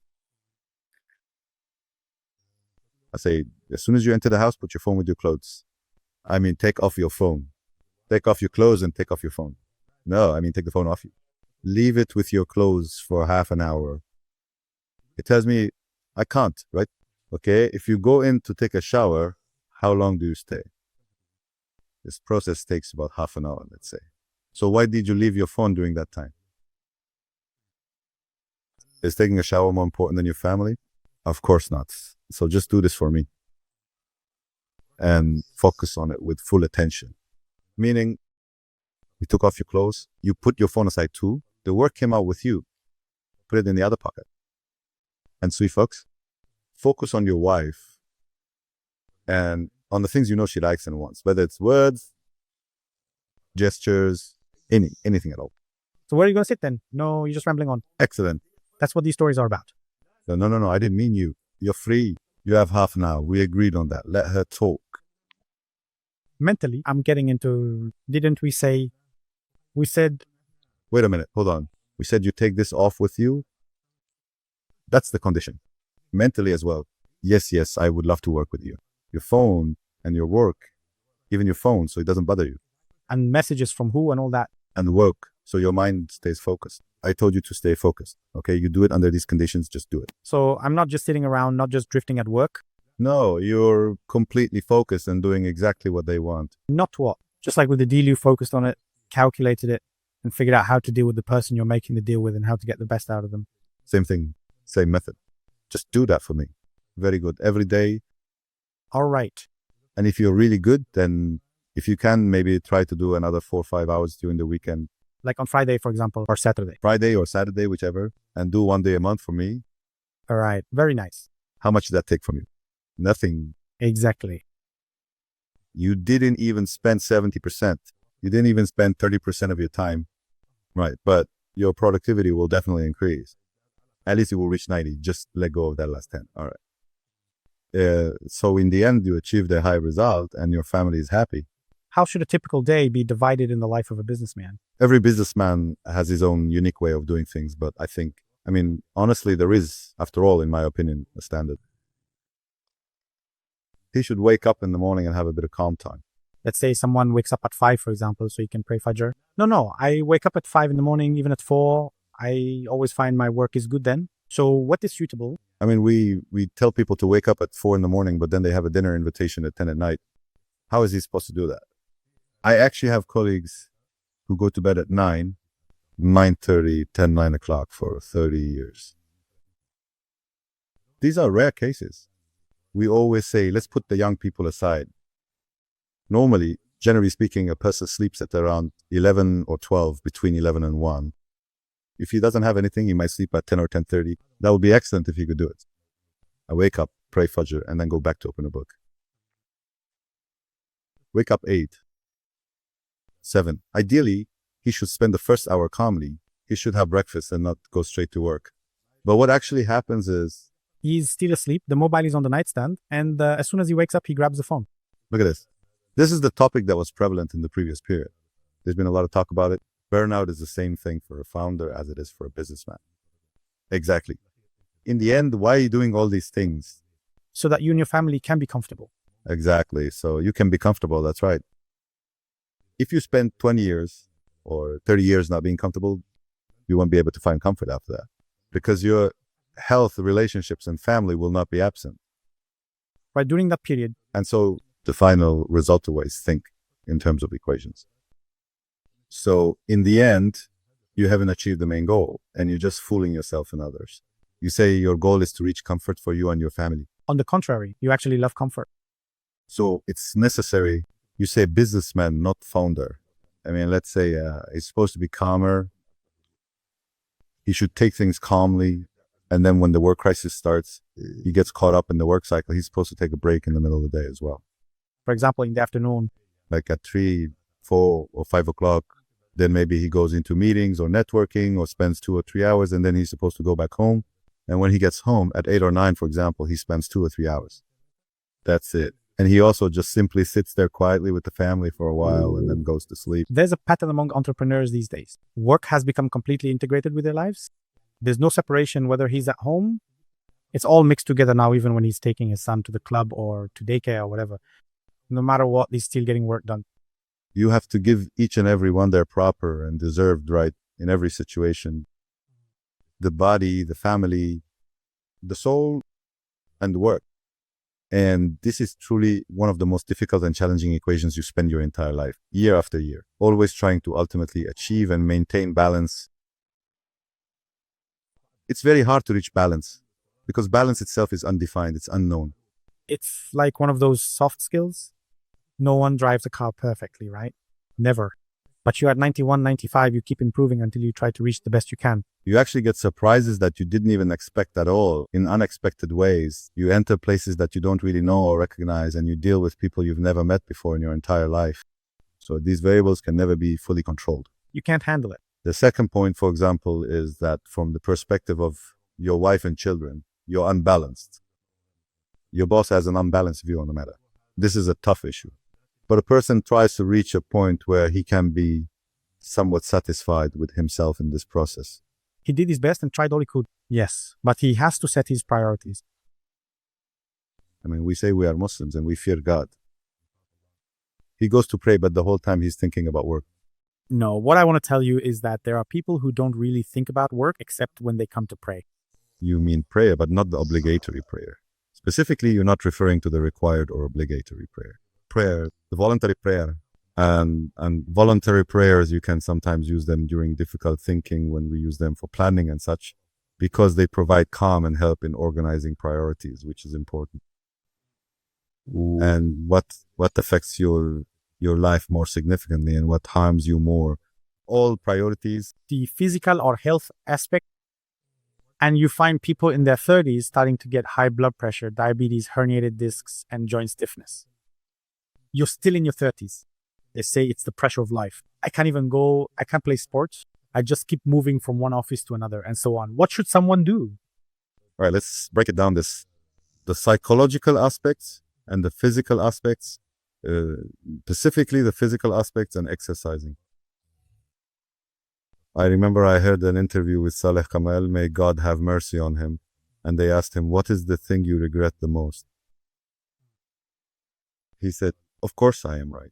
I heard this about 15 years ago, and it set off a red flag for me. like an immediate red flag. Lifestyle has changed since then. I tried to change it significantly and kept it up for a long time. I always take things slowly so that they become permanent. A lifestyle. What are the axioms? I don't put too much pressure on myself. In the end, you work and earn money so you can enjoy life. And if your health isn't good, you won't be able to enjoy it. So don't fool yourself. Keep yourself healthy so you can enjoy life. Just you earn money. Take care of your health. He thinks that his good health in his youth will just continue with him as he gets older. He thinks no one should really believe that nowadays, given the amount of awareness out there. Psychologically, it just stays that, maybe as an idea. You know, someone who smokes cigarettes, for example, and is absolutely convinced that it won't harm him just because he's young. These tough habits, smoking cigarettes, and that's a real problem. But let's talk about the topic of exercise. I want to stimulate blood circulation and all that. Even someone who is ignorant and hears this will hopefully understand. This is one of the basics of health. And today, because of our lifestyle and the way we live, health is one of the main priorities in our lives. What should someone do? For example, how much time should they set aside and when? Some young people, I see them go to the gym before coming to the office. And some of our colleagues at the office, as soon as they finish work, they go to the gym. So you have to make it a habit to go to the gym, and you need to turn this into a lifestyle. Meaning, if you don't go to the gym or don't exercise, you feel uneasy. Like something is wrong with you. You just sit there, not feeling normal. Psychological pressures. We need a bit of reliance on God and certainty. This is something that's easy to say, and you could even give lectures about it. The real test is in the courtroom. Exactly. So what do you do, for example, when you break down? You go back and you struggle. Maybe your project fails, it collapses, and you struggle for 3 months, 6 months, a year. You should start thinking and reading about the topic of reliance on God, about the topic of certainty, that all these matters are in God's hands. You start talking to yourself and reminding yourself about this subject. Just you studied failure from a business perspective. Study your psychological state right now. It's a state of failure, and you should deal with it the same way so it doesn't happen again. We said it shouldn't happen again. Talking to yourself about the subject, discussing it, focusing on it, reading and listening at this moment is important. Be sure that if you do this, the next time a problem comes up, it will feel 50% lighter. You've trained yourself. That's it. You've gotten used to doing it. The same thing, the next problem would be 30 or 20% lighter. And after that, may God keep problems away, but still, there will still be a different feeling. The feeling of self-blame, what is it exactly? If I hadn't made a mistake, I wouldn't feel this way. If only I hadn't done that, that's better. I want you to fully understand this. I knew this thing, that's it. You'll keep repeating it and moving forward. But why did I do it for the first time anyway? What do you mean? The feeling of self-blame comes up in the first place. So why did I even do it in the first place? How could someone, me, with my abilities, make such a serious mistake? It's not you, right? No, it's you. You made an effort, didn't you? Did you intend to make this mistake? Of course not. This is an important rule in life. People who push themselves too hard are exactly the ones who make mistakes on purpose. You don't deserve blame if you didn't mean to make the mistake. That's it. It happened and was out of your hands. You tried your best and made a mistake. You made a mistake. You will be rewarded. We need to address things in a calm and thoughtful manner, rationally, not emotionally, making sure our decisions are guided by logic rather than by our feeling. What was the hardest time you went through in your professional life? There wasn't anything. I'm not really going to say it exactly. That's just, that's... But I will mention a few things. All right. This was the first real setback. Does it make a difference if there are 3 or 5 setbacks? Naturally, it was a professional setback, not a personal one. But glory be to God, that time God was gentle with me. I had a child on the very same day. And when I saw my son, I felt an unusual calmness. Even though I'd had children before, but I don't know how it happened that. And in that moment, with that look in his eyes, just that God made me go and see my son at that very moment, allowing me to feel a truly strange, unexpected sense of calm and deep peace.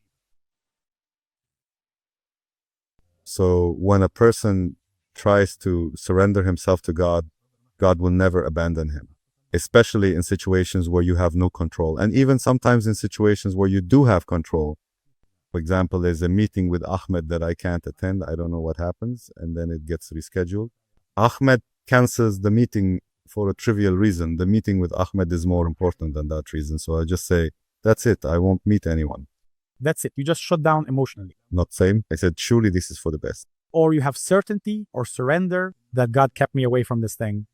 Sometimes there's a project or a deal and we're all convinced about it and rushing to do it. But I feel this kind of coldness towards it and I just go along with it indifferently, not really doing it.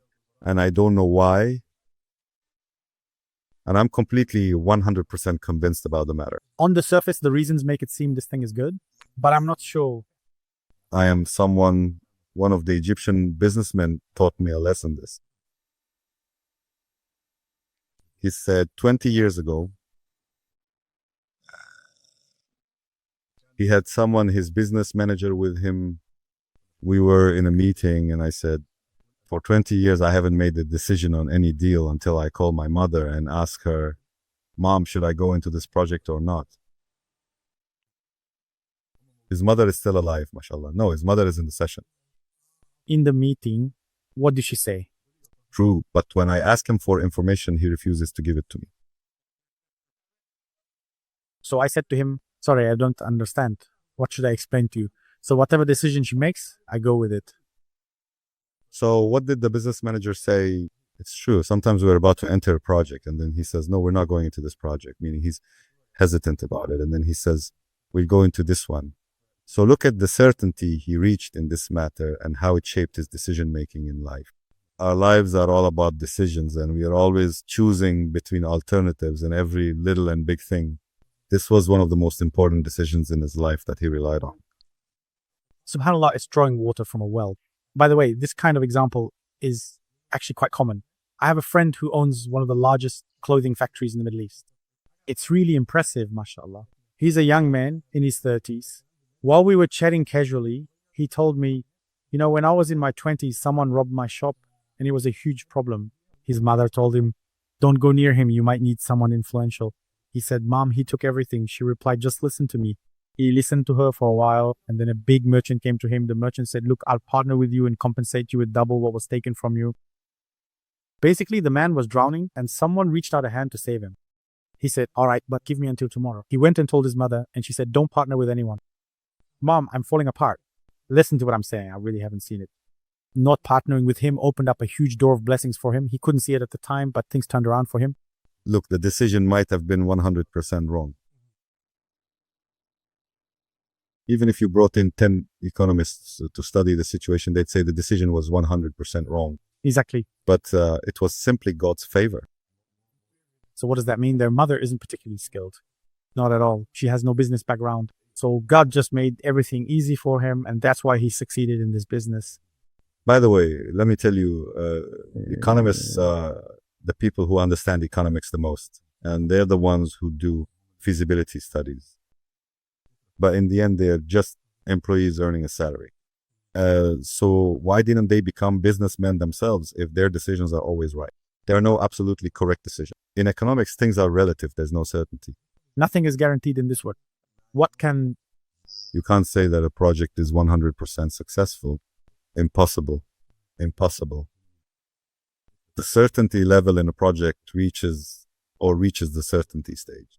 It's impossible because, again, the variables in business are so different and diverse that no person, no AI, not even everyone in the world together can say for sure whether a project will succeed or not. What do you think? And the proof of what I just told you is the second piece of evidence. Don't you see it yourself? You sit with some businessmen and they don't understand anything. Hello. How did he succeed? Well, just that. You see, after a while, he develops a sense for which projects will succeed and he chooses his projects accordingly. But in the end, no one can say that the project is 100% guaranteed to succeed or 100% doomed to fail. There's just no such thing. Some people are just blessed. This is a story someone told me just yesterday. Said, I'm blessed. He says, even my father, when he wants something I don't even understand, he tells me to go do it. Even my father knows about this. He says, we went on a business trip and there was someone with us who wasn't blessed. Opposite. The complete opposite. So he tells him later, you and I, we create balance in life. The point is, let me give you a strange and amazing example.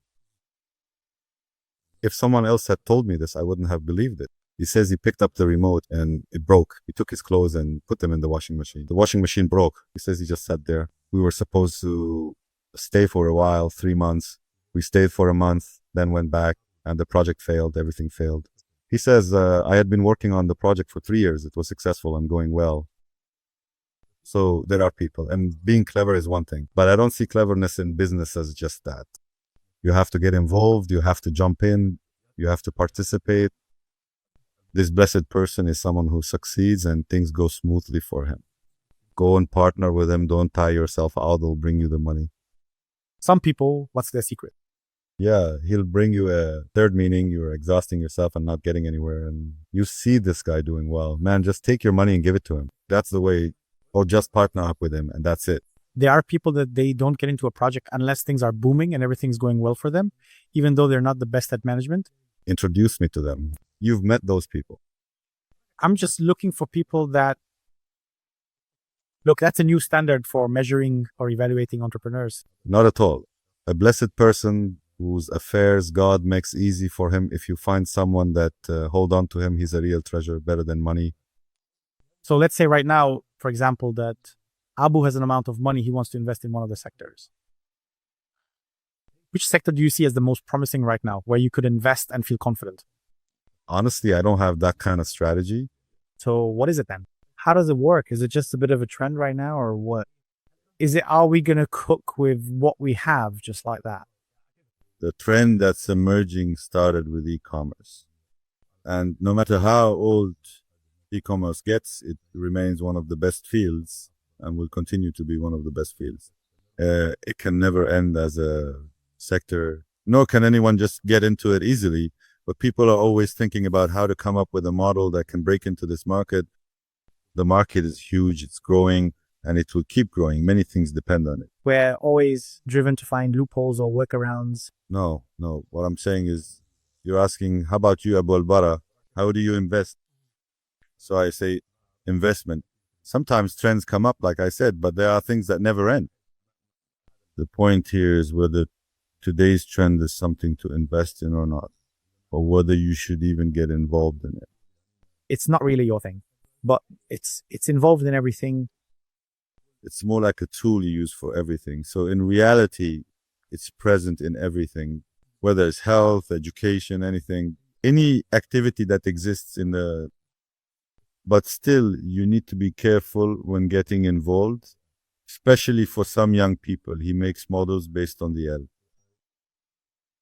And private companies, as well as various other organizations and groups, are making them available to the public. These models are, for example, secretarial work or design, things like that. You're supposed to understand what these big companies are doing and understand which model you can really dive into.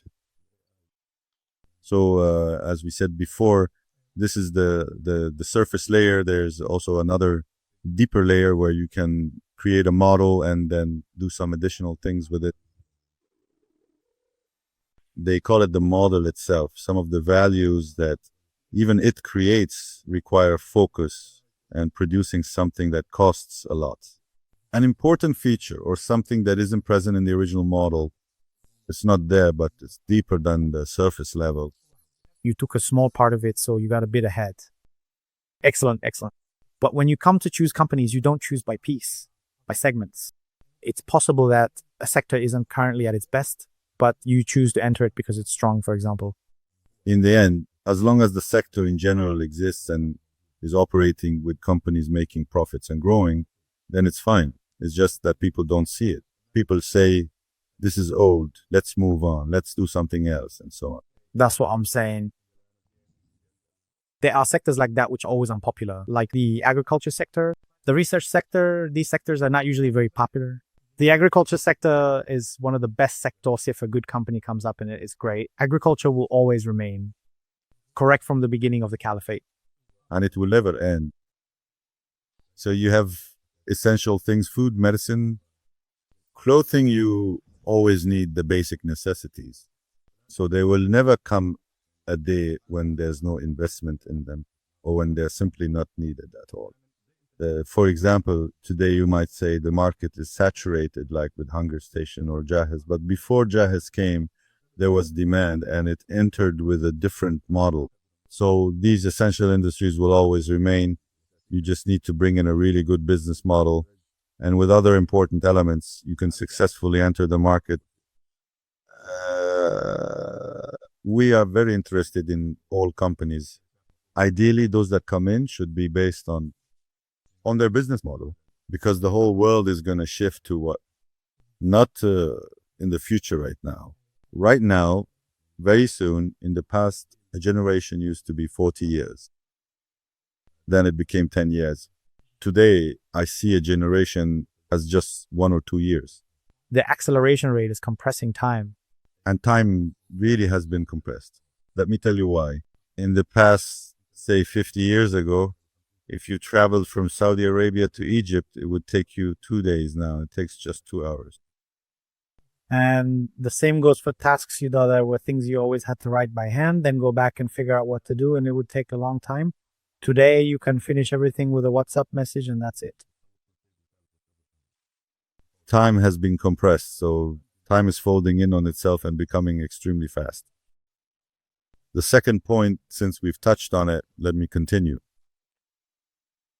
Today, young people feel like they're knowledgeable about everything. So they know a little about everything, you could say, but ideally they should know almost everything about one thing. I'm also not in favor of the culture of ultra specialization. Today, knowledge is vast and easy to access at the same time. Back in the day, Al-Hasan al-Basri was a scholar, a physician, and a mathematician. And the scholar Al-Musawi. The scholar Al-Musawi. Today, knowledge is easy. Ahmed Shukair in the scene was a good experience. He talked about a topic, he forgot Einstein's theory of relativity. So people came, each one sat down, and we talked about the theory, and people didn't know. The one who spoke managed 2 or 3 sentences. The one who managed to say 2 sentences, he was the hero. And there was one, he told her 2 days before, he told her for 24 hours or a week, whatever it was. The important thing is she sits for 24 hours. That was in the span, studying for 24 hours in a week, but just dedicating 24 hours. He asked her questions, and she always answered. They thought she must be some expert, maybe even Einstein's daughter. But she had just dedicated 24 hours to the topic. And this is what they say about any skill, or when you become an expert in something. If you spend 10,000 hours learning about a subject, why do we specialize in a field and keep going deeper and deeper? Let's say we go 100% deep into one field, but we could also learn 50% of another field, 30, 40. Also in general knowledge as a foundation, then specializing in a certain area. These other areas support your main field, and your main field supports those other fields. All of this serves your overall knowledge and your ability to make decisions. Today, information is easy to access. I don't think there's ever been a time like today you get accurate information without even needing a subscription. And even if you do need a subscription, it's simple, it's not difficult. So the issue isn't about information itself. The real question is how you benefit from this information, and most importantly, how you use it to make decisions. There are some opinions that the younger generation, those in their early 20s, don't really have the patience for learning. It's not just opinions. That's a fact. Today, when you go on Twitter or Facebook or whatever, you end up scrolling for an hour, 2, 3, 4, even 5 hours. If you talk to any young person about any topic, they'll speak confidently, and today they're convinced they're well-informed. They open things about animals, about airplanes, they talk about wars, they talk about everything. So this creates the feeling that I am cultured, and as a result, they don't seek out real information. The problem is that they don't realize what they're lacking. They imagine that everything is fine, that they're great and well-educated. There were two young men talking in front of me. So the first one says to him, "Why is it al-Naziyat with a fada, not a kasra?" The second young man immediately replied, "Well, maybe it's in the construct state. I don't really know for what." And then they started talking about what vowel it should have, just making things up together. They went on for 10 minutes. And then he said, actually, al-Naziyat is an impure creation. So the whole point is, it's not a problem for someone to realize they know something, but they should also be aware that they're missing something. But to imagine that everything is perfect and beautiful, it's not perfect and beautiful. Let me repeat. The important information is the information that helps you make a decision. What information are you talking about? The valuable thing is something that can be applied later on in some way. Why do we say read a book? Because a book gives you depth on a simple idea. The idea in the book might be summed up in a line or two, or with more depth, it might take a page or two, maybe 3, because books can be summarized in 15 minutes. So what's the point when it comes to information? It's in the book and the idea's depth that you absorb. And how this idea became ingrained, how the author understood it, and how he explains it to you so you can grasp it. We said certainty is just information, but whether you benefit from that certainty or not is another matter. It's a conviction. It changes inside you without you even noticing. Yes, that's beautiful. Regarding books, are there any specific recommendations or a particular type you prefer? Is there something you like to recommend to young people?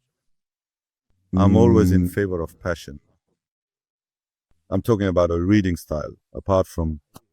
A reading style? The first thing is to read in your field of specialization. All right. You should read about topics related to your specialty and in other areas, for example, in the religious aspect. If you're a business person, you should understand Islamic transactions in commerce. You mean, for example, what does it mean to have a preferred method? There should be the things you use in your profession. You also shouldn't read about them randomly. Transactions are generally not read. The things that directly interact with you. Let's go back a bit in Islam. You should know your religion. Know the basic things in his religion that you are not exempt from. You're not exempt from knowing them. You might be neglecting other things that you've spent most of your time on. But you have to know these things. This is something you should know. What is it? It's not a luxury. It's not just something extra like a voluntary act or just sitting around. No, it's just necessary. Then reading can also be a form of entertainment. And this is one of the most beautiful forms of entertainment a person can experience. We said your specialty, around your specialty, the religious aspects, the aspects related to your field and other things as well. Then read in other fields. Start learning about other things within you. There's a Qatari intellectual, I honestly forgot his name. He did something about the Quran. Nasser al-Amri. Is that right? Supporter, I think that's right. But not al-Amri? Nasser, it'll come to me now. Nasser al-Jassim, I think. No, I will come now, later.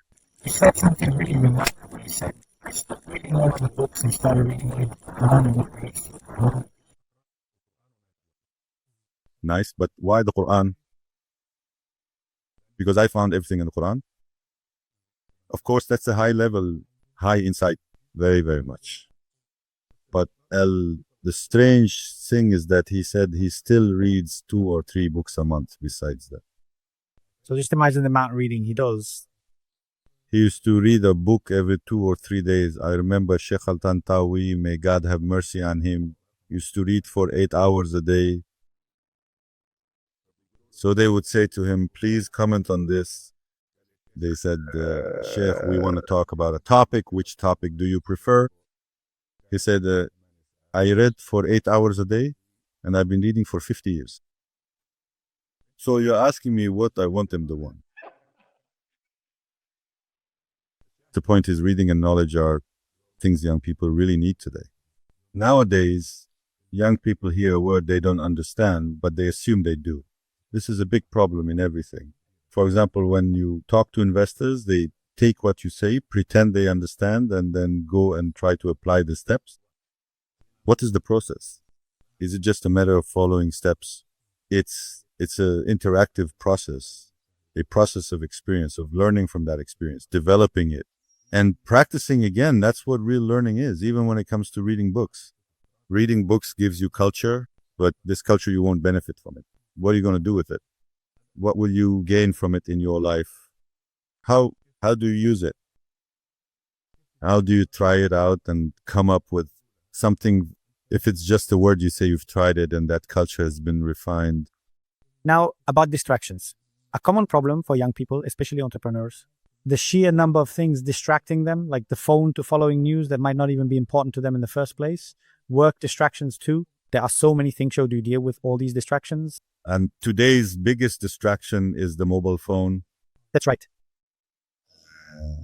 You feel like it's literally glued to the palm of your hand. I try, for example, with some apps and other things. By nature, I don't like to be a slave to anything. That's a rule in my life. That's great. For example, tea and coffee. No way will I ever be a slave to anything. I wake up, the first thing I do, drink coffee, drink tea. Impossible. Whenever something reaches the level of addiction, I become sensitive to it. Rose, I start to cut back.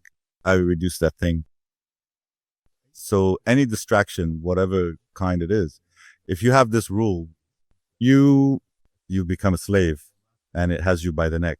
And it's literally dragging you like an animal being pulled along.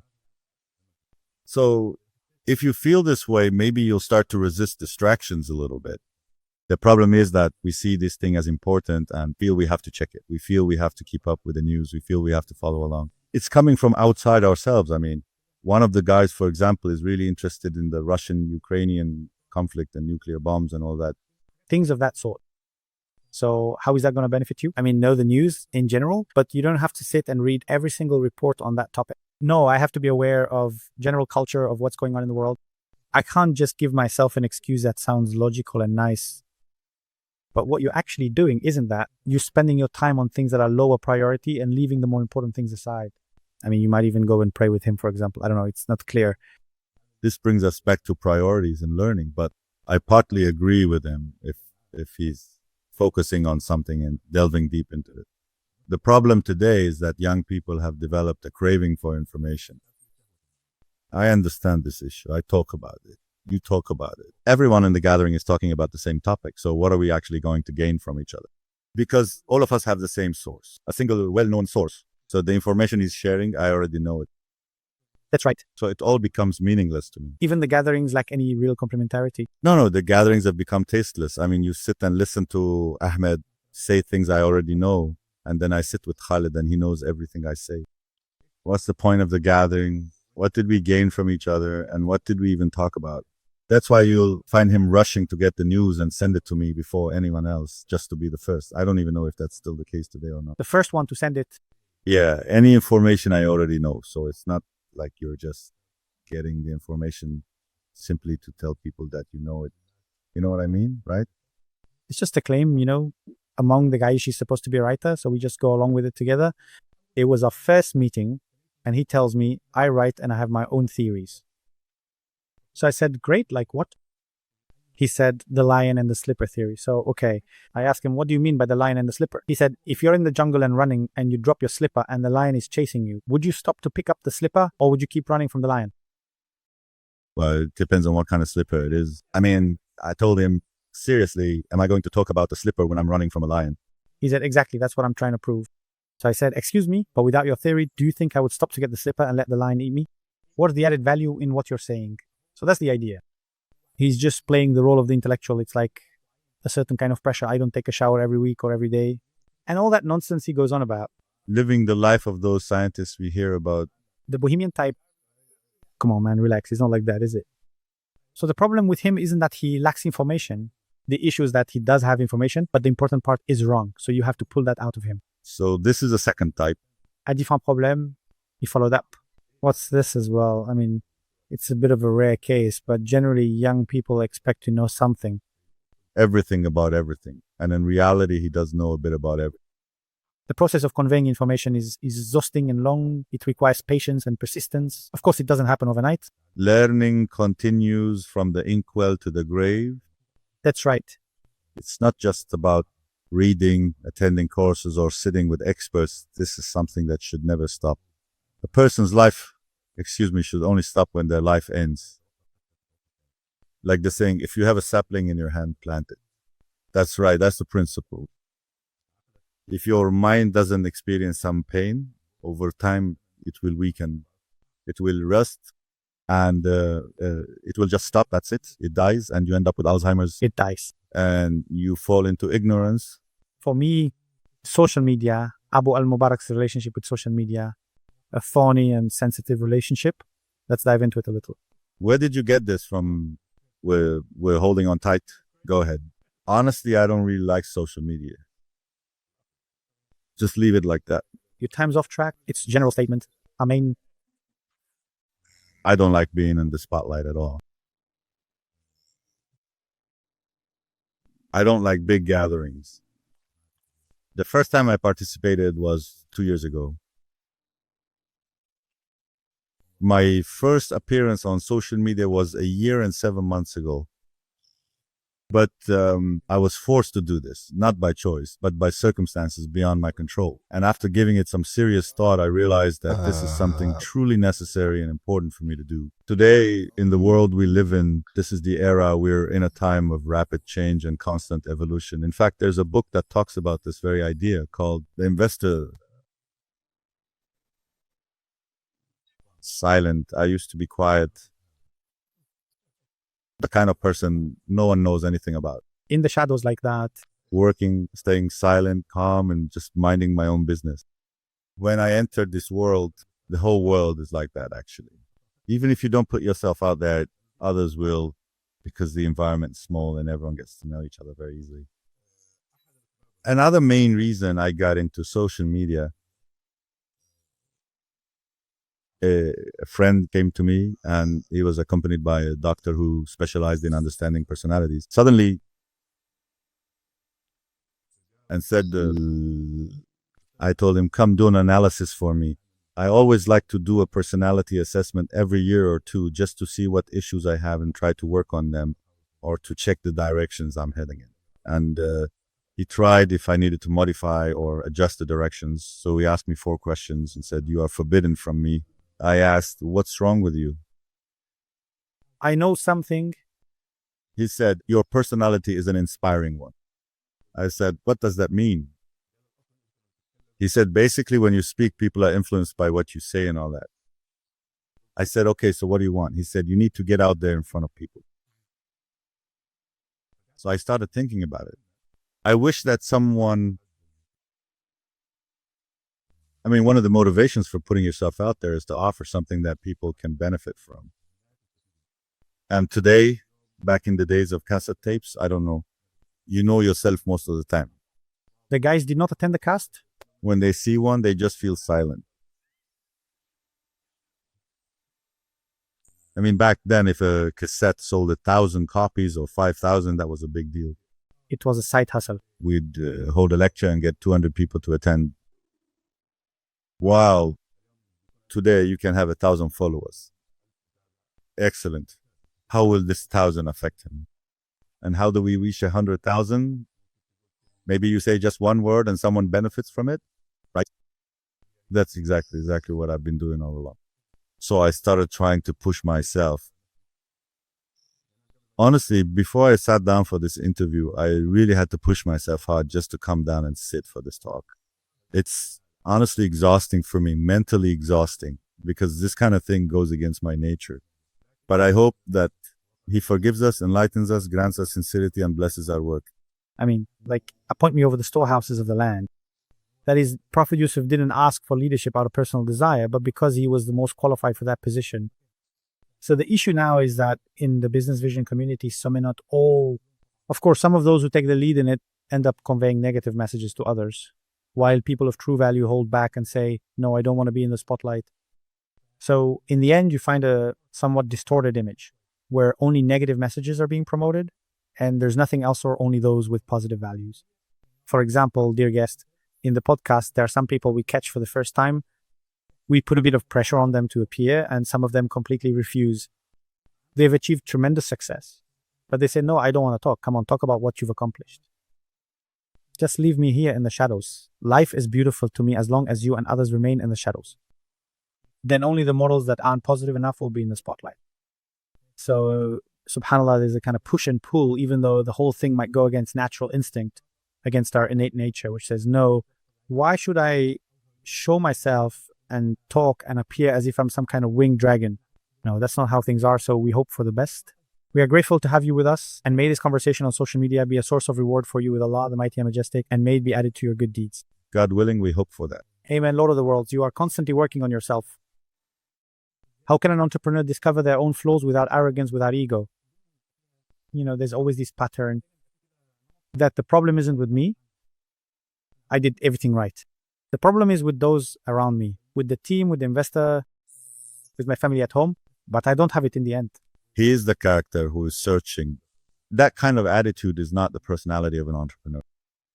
And the personality of someone who's always looking for a scapegoat. That's not the personality of a leader at all. A true leader is someone who always takes responsibility for the team's mistakes, even if the team is the one that made the mistake. This is the point about filtering that you mentioned at the beginning. No, a person like that can't be an entrepreneur. That's not the issue.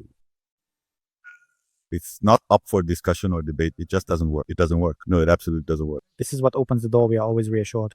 But about the, what's it called? Let me think. What did I say before that? We're talking about the idea of the entrepreneur who knows what he's doing? No, he knows his mistakes. Like you, for example, you sit for 3 years and then you say, for instance, Abu Bari has qualities 1, 2, 3, and I want to change them to 3, 4, 5. Yes, exactly. There are several ways.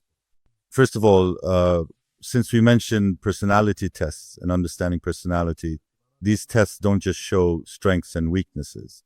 They show you what are the things you're good at and what are the things you're not so strong in. You might actually need your personality to be this way. So all of these become strengths for you. These are the most suitable for your situation, the most suitable for your case. So if you find that your situation doesn't match what the test shows, if you have a deficiency in something that's supposed to be higher, or you have something that's too high and should be lowered, that's what you need to work on when it comes to personality tests and personal analysis.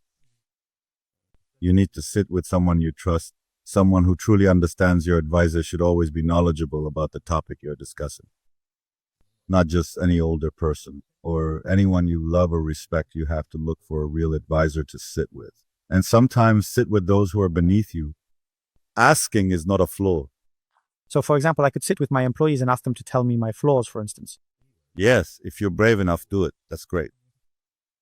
And if you're a true leader, they'll speak up and tell you the truth. I actually measure a leader by these signs, especially when they're not present in the team. Innovation from the leader sometimes, that's a bit dictatorial. He shuts everyone out. He shuts down the idea and doesn't accept it when it comes to an open meeting. You can see this with the young people. We sit in meetings, and sometimes I intentionally ask a question that touches on him personally just to see how his team reacts. Their reaction will reveal everything to him, no matter how much he talks or says. I always tell the young people, I don't listen, I observe. I observe? I learned this from finance, the accountants. I don't just listen, I ask for documents and papers. When you see, you analyze these things, you observe. Everything has its own meaning. There are implications behind everything. It's not just about the surface. Does this come from experience, intuition, study, or what? Everything. Let's get back to the top. Remember what we said at the beginning? Think, analyze, and observe. Look at why this particular point was mentioned. Don't trouble yourself over it. I understand, I got it. Analyzing every single word. No, you need to understand the person in front of you, their implications. Their behaviors and actions. If you want to evaluate a certain matter, how do you assess it? You have to learn and think about how to evaluate this thing. Don't just listen. See for yourself. Observe, analyze, evaluate, and then make a decision. Don't just accept things blindly. Listening can be misleading, even if the speaker isn't great. One of you might argue better than his brother. His words may sound nice and convincing. Right. Some entrepreneurs present very well, which can be intimidating. Why is that? Why? It's normal if I see entrepreneurs talking confidently. I might feel unsure. A person who cares about appearances might not really care about what's important. They're hiding something inside. Maybe, but it could also simply mean that they're not really focused on what's real. Let me give you an example. Someone who's always on social media, always going to events, always out there. Okay, but all that time of yours, you're building relationships, going here and there. So where's the time left to actually work on your project? Isn't it me who always sees it in you? Either I advise them or honestly, I just cross them out right away, the ones who only focus on presenting themselves well. Ideally, all entrepreneurs should present themselves well, but sometimes they put in a huge amount of effort preparing something that's not even needed. So here, as we said, the issue of priorities comes into play. This is something entrepreneurs really need to pay attention to. It's not good for an entrepreneur to accept everything investors or others say and just try to please them. You need to defend your position, but with logic. Some entrepreneurs, some incubators and accelerators make the investor out to be this intimidating figure. So the entrepreneur comes in feeling nervous and scared. And for every word you say, he thinks, no, I shouldn't accept this or that. And these conditions, you always impose your own terms. It's not like this, nor is it like that. I mean, I'm open to discussing everything. On the contrary, the one who debates, discusses, and has logic, that's the best person. Convince me, and I have no problem. I'll consider your opinion, but convince me with logic and fight for your point of view. Sometimes I intentionally challenge him just to see how capable he is at negotiating. His ability too, but sometimes some people just start rejecting for the sake of rejecting. So arguing just for the sake of arguing. So this is what I completed with him. And to some extent, I can tell when someone is just arguing because I ask certain questions and I already know the answers to them. The answer should be yes, yes. There's no debate about it. It's a done deal, basically. Exactly. Like the sun sets in the west, there's nothing to debate. It's just how it is. But there are people who just keep saying no and keep insisting on no. Yeah. And you always try to get the other person to say yes and then say yes again. By the third time, they'll say yes, even if they're not really convinced. Yeah, that's one of the negotiation strategies. Wow, that's a good strategy. Negotiation strategies. So when someone keeps saying no, no, and you throw them something that's a given and they still say no, know that either they don't get it or they're just arguing for the sake of arguing. When you set out to establish an entity to support entrepreneurs, you didn't create a venture capital investment fund, nor did you set up an accelerator or an incubator. You went with a completely new model for the Arab market, which is the idea of a venture builder or venture studio. So why exactly did you choose that? No, your information is incomplete. Okay. Tell me, give us a good break. You started with something and it didn't work out. Sorry. Honestly, I did set up an incubator and I ran it for about a year and a half or two. Then I shut it down. You found it wasn't profitable. The incubator, I have a term for this that might upset some people. You know, those colored chicks. When you take one out of the incubator and bring it home, what happens to it? It dies right away. That's not its place, it's elsewhere. So companies that come out of incubators usually die. The role of the incubator is awareness, and that's the role of government or semi-government entities. Large companies that provide community service set up incubators, and this is an important role in business. It doesn't make sense for a business to run a nonprofit incubator and not expect returns within 5 years. In regular business, we think about profit. We look for profit, and we understand that you have to stick with the business for it to become profitable. So I bring in an entrepreneur, even if he has a bit of experience, and tell him to enter the market. All markets are tough, and every business has its problem. Take risks. Be a hero and overcome all these challenges. I see that as something that rarely happens. That's why so many companies, startups, you ask me why so many companies fail, and this is the reason. We put more pressure on the founder than he can handle. There are other reasons as well, because he's supposed to be innovating something, and innovation happens in what I call a gray, unclear environment. So there are a lot of problems in it. And sometimes failure can be due to a legal issue that stops the whole project. So there are other reasons too. There are many obstacles that reduce his chances of success. So the idea that came to us was that what other models could exist besides these models?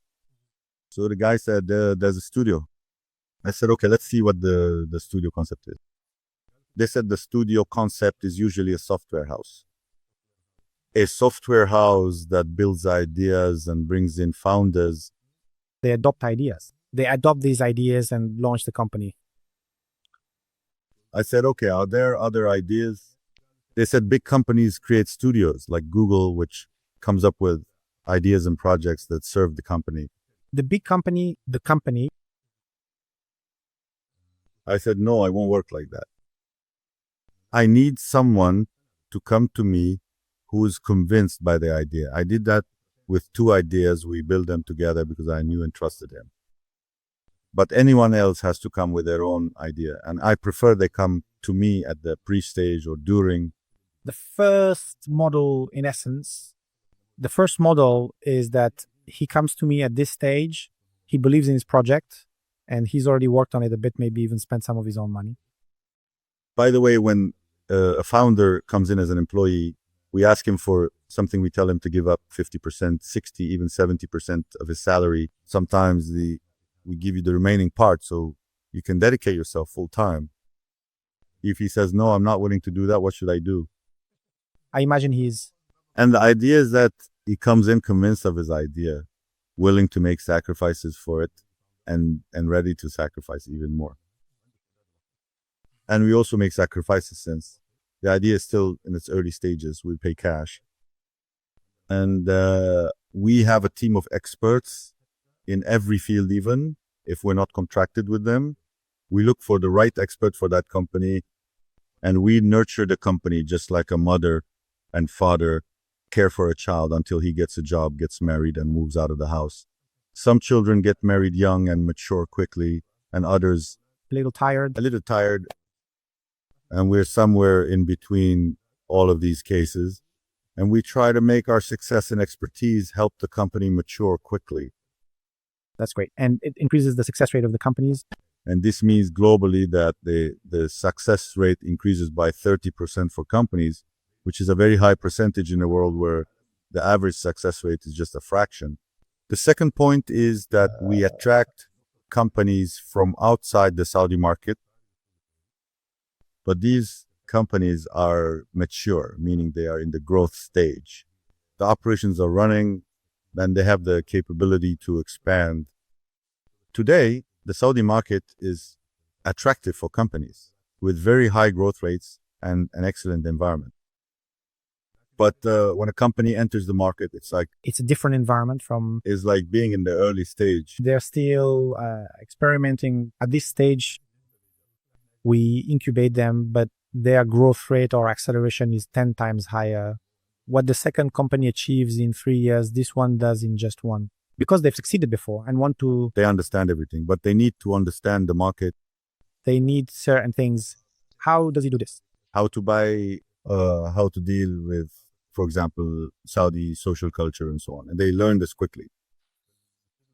So the studio has these 2 main programs. And there are also highline programs in Arabic. The track, or there are programs that feed into the studio. Like, for example, a program called Saudipreneur. Coming from Saudi Arabia? All right. This teaches young people what entrepreneurship means up to the stage before entering the market. Excellent, sufficient education for adequate learning. We take the best companies and start attracting them for use. Excellent. But before entering the studio, getting into a studio isn't easy. We sit with them for 6 months to a year before they start entering the market. We make sure the model is successful before we let them in. So this is pre-studio, before the actual studio. Excellent. Pre-studio. You try to take the whole thing directly, not just a part, and leave another part out. We benefit from the more mature founders coming from outside Saudi Arabia to teach the founders who are already in Saudi Arabia. Exchange of expertise. And the founders who are in Saudi Arabia, who understand Saudi Arabia and the Saudi market, Teach the founders coming from outside the country. This way, the environment becomes educated.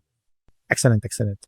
And this is more important than consultants, more important than me, and more important than anything else. We try hard to reach and support this kind of environment because real learning comes from this. This is someone just like you who has gone through the same experiences as you.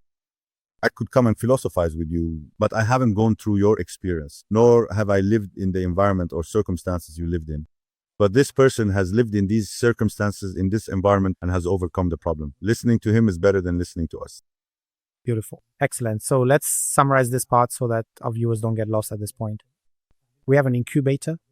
It usually takes on a pre-seed idea, something that's still new, an entrepreneur who's just starting out, and it tries to support him for a period of time. And it's often a community initiative. And in most cases, it doesn't take a share. If it does take a share, it's something very small. And the success rate for the project here is very low. So that's the first stage, the incubator, so to speak. An accelerator, on the other hand, is for a project that's already up and running, but it wants to increase or speed up its growth rate. Usually there's a fund involved in this case, and the share is a bit larger than in the first case. And the success rates here are also a bit higher than in the first case. Next, let's move on to the studio or venture builder. No, here we're not doing this or that. Here we take the project from the very beginning, and we keep working with it until there's an exit or an IPO, or whenever it reaches the advanced stages. So it's like a complete cycle. The project matures and becomes largely able to rely on itself. That's the case. So, to go back to the analogy, it's like a child. You initially nurture it 100% over time, the care. Gradually, the support is pulled back. The second point, we bring companies into our program. Even if they're in an incubator, they can come in and then return again. We're like the home. You know, when you send your child to school to learn something quickly because you can't teach them that yourself? It's the same with the accelerator. They go take the program and then come back home again. Nice. That's the studio culture. In short, that's how it is. It's a bit of a strange mix, but God willing, it will remain successful and distinguished as it has been so far. What is the success rate of the studio? Can we say how many percent out of those you approve, how many projects succeed? Our success rate is 100%, mashallah, up to this day. Of course, there's something we assign companies a color, green, orange, or red. All right. It's possible that in 3 months, a company that was green drops to orange. Based on some indicators. What was red may become green above. So there is no certainty in business. For example, the company that I used to bet on as number one is now in the red and could possibly shut down. So what happened? What's the name of the company that went from green to red? This company has a problem with the founder. The same issue with the founder? Look, you see, for us, the main problems are founder-related problems. We're constantly solving founder problems. Because, thank God, we support the business well. We support young people well. So the issue isn't with the support, it's a problem with the founder. And here I go back to saying that dealing with people is very difficult. No one can be certain about what will happen to them tomorrow. Your portfolio, for example, is 20 or 30 companies. Yeah, how do you follow up with them, support them, and what happens to them? Aren't you a venture studio? No, I'm talking about you as a person. You remember what the founder's main job is, right? He's the one who brings the right person for the right place, carefully trains him, and then delegates important tasks to him. That's great. That's the main role I do. Choosing the right team that cares about you. The first thing is to try to choose the team well and to understand that they are suitable for this position, and my ability to delegate is excellent. Sometimes I delegate more than I should, and I lost in some things, but you're always caught between two things. No matter how capable and skilled you are, you can't manage a group of businesses alone, so you got to delegate. And sometimes the person you delegate to isn't up to the responsibility, fails, or even turns out to be a fraud. Or even worse. I've seen all of these things. You've been burned a lot. Yeah, that's normal. It's natural because the model I'm working with is a replication model. All right. And I even have replication in my own head, meaning the same company gives rise to other companies, Subsidiaries, completely separate companies, separate entities. separate entities. So the activity turns into a company that relies heavily on the parent company, then the balance starts to shift. It used to depend 100% on the parent, and it becomes 10 or 20%, and the market makes up 80%, so it becomes a fully independent company. I learned this from, if I remember correctly, honestly, it was more than 20 years ago. There was an Egyptian businessman I saw in an interview. Back in the 70s, at that time, he said, I look for company managers, support them, and so on, and they create many companies. This model is actually quite similar to what I discovered. What they didn't mention that Sheikh Saleh Hamel was, in fact, working in the very same way as well. Sometimes his employees end up becoming company owners or shareholders in the companies they establish, brings in an employee, gives him a share, and lets him run a company. And in fact, there are people who left him and now own companies, and the sheikh doesn't own anything with him. You know, it's actually a really difficult thing, but how can we have faith in it? The truth is, when you give, God gives you back many times over. Ahmed works with me, and I let Ahmed go. How do I let Ahmed leave and start a company in the same field he was working in? And sometimes even compete with me, and I have no problem with it. Heavy on the soul. Very much not harsh at all, but God will compensate me many times over for what I lost because of Ahmed. If I actually forgave Ahmedan, I think the Sheikh would even help him. Not just forgive him. This generous, forgiving mindset is truly the one that brings happiness. That's right, that's right. The most important value you try to instill in your children. Honesty. Even if it has negative consequences for them? Honestly, they've faced problems. Exactly. Unfortunately, honesty today is very difficult. And life, to some extent, is built on appearances, social niceties, and sometimes outright lies. But what's important is that they learn honesty, to be truthful and to be courteous in a way that doesn't make them lose their credibility. This credibility, God willing, and I hope they achieve it, God willing. May God bless you greatly. Who is the most influential person in your life? The Prophet PBUH, and peace and blessings be upon him. Among those who are currently alive, there isn't anyone. Because you seem to have stopped naming specific people. No, because honestly, I try to learn from everyone. I value everyone, even the young people here in the studio. I sit with them, I learn from them, and I take from them. The market is transparent. I pick up new skills from them, the new technologies that are emerging, the new ways of interacting, I learn from them. They raise my level of intelligence and quick-wittedness because they're still sharp and quick in conversation. How do you respond to what they say? They keep you young. In short, he's saying, get married again and you'll become young. I'm heading towards the youth. The right side. Safety and security. And I'll stay young. Thank God. May God protect Al-Bara. Amen. May God protect us. We're just keeping a low profile, staying out of trouble. Last question. If you were in my place, I would be elsewhere. Why a question? Because I write a lot. No, I told you, it could go on for 5 hours. No, go ahead. Ask your last question. I'm just joking. No, just the youth again. No, not at all. We're still young and spending a long time together. Last question. If you were in my place, who would you host? That's a tough question. That's why it's the last question. No, it's a difficult question. No, I mean, as I told you, this whole topics, I haven't really thought about it. So forgive me, I might need a day to think and maybe I'll send you a message. Let me rephrase the question. Who do you follow on social media? Very few. I don't really like going on social media. I follow the most important news. I follow official sources. Some young people in the ecosystem, even though I don't actually follow them, they show up for me because I make an effort to keep up with them.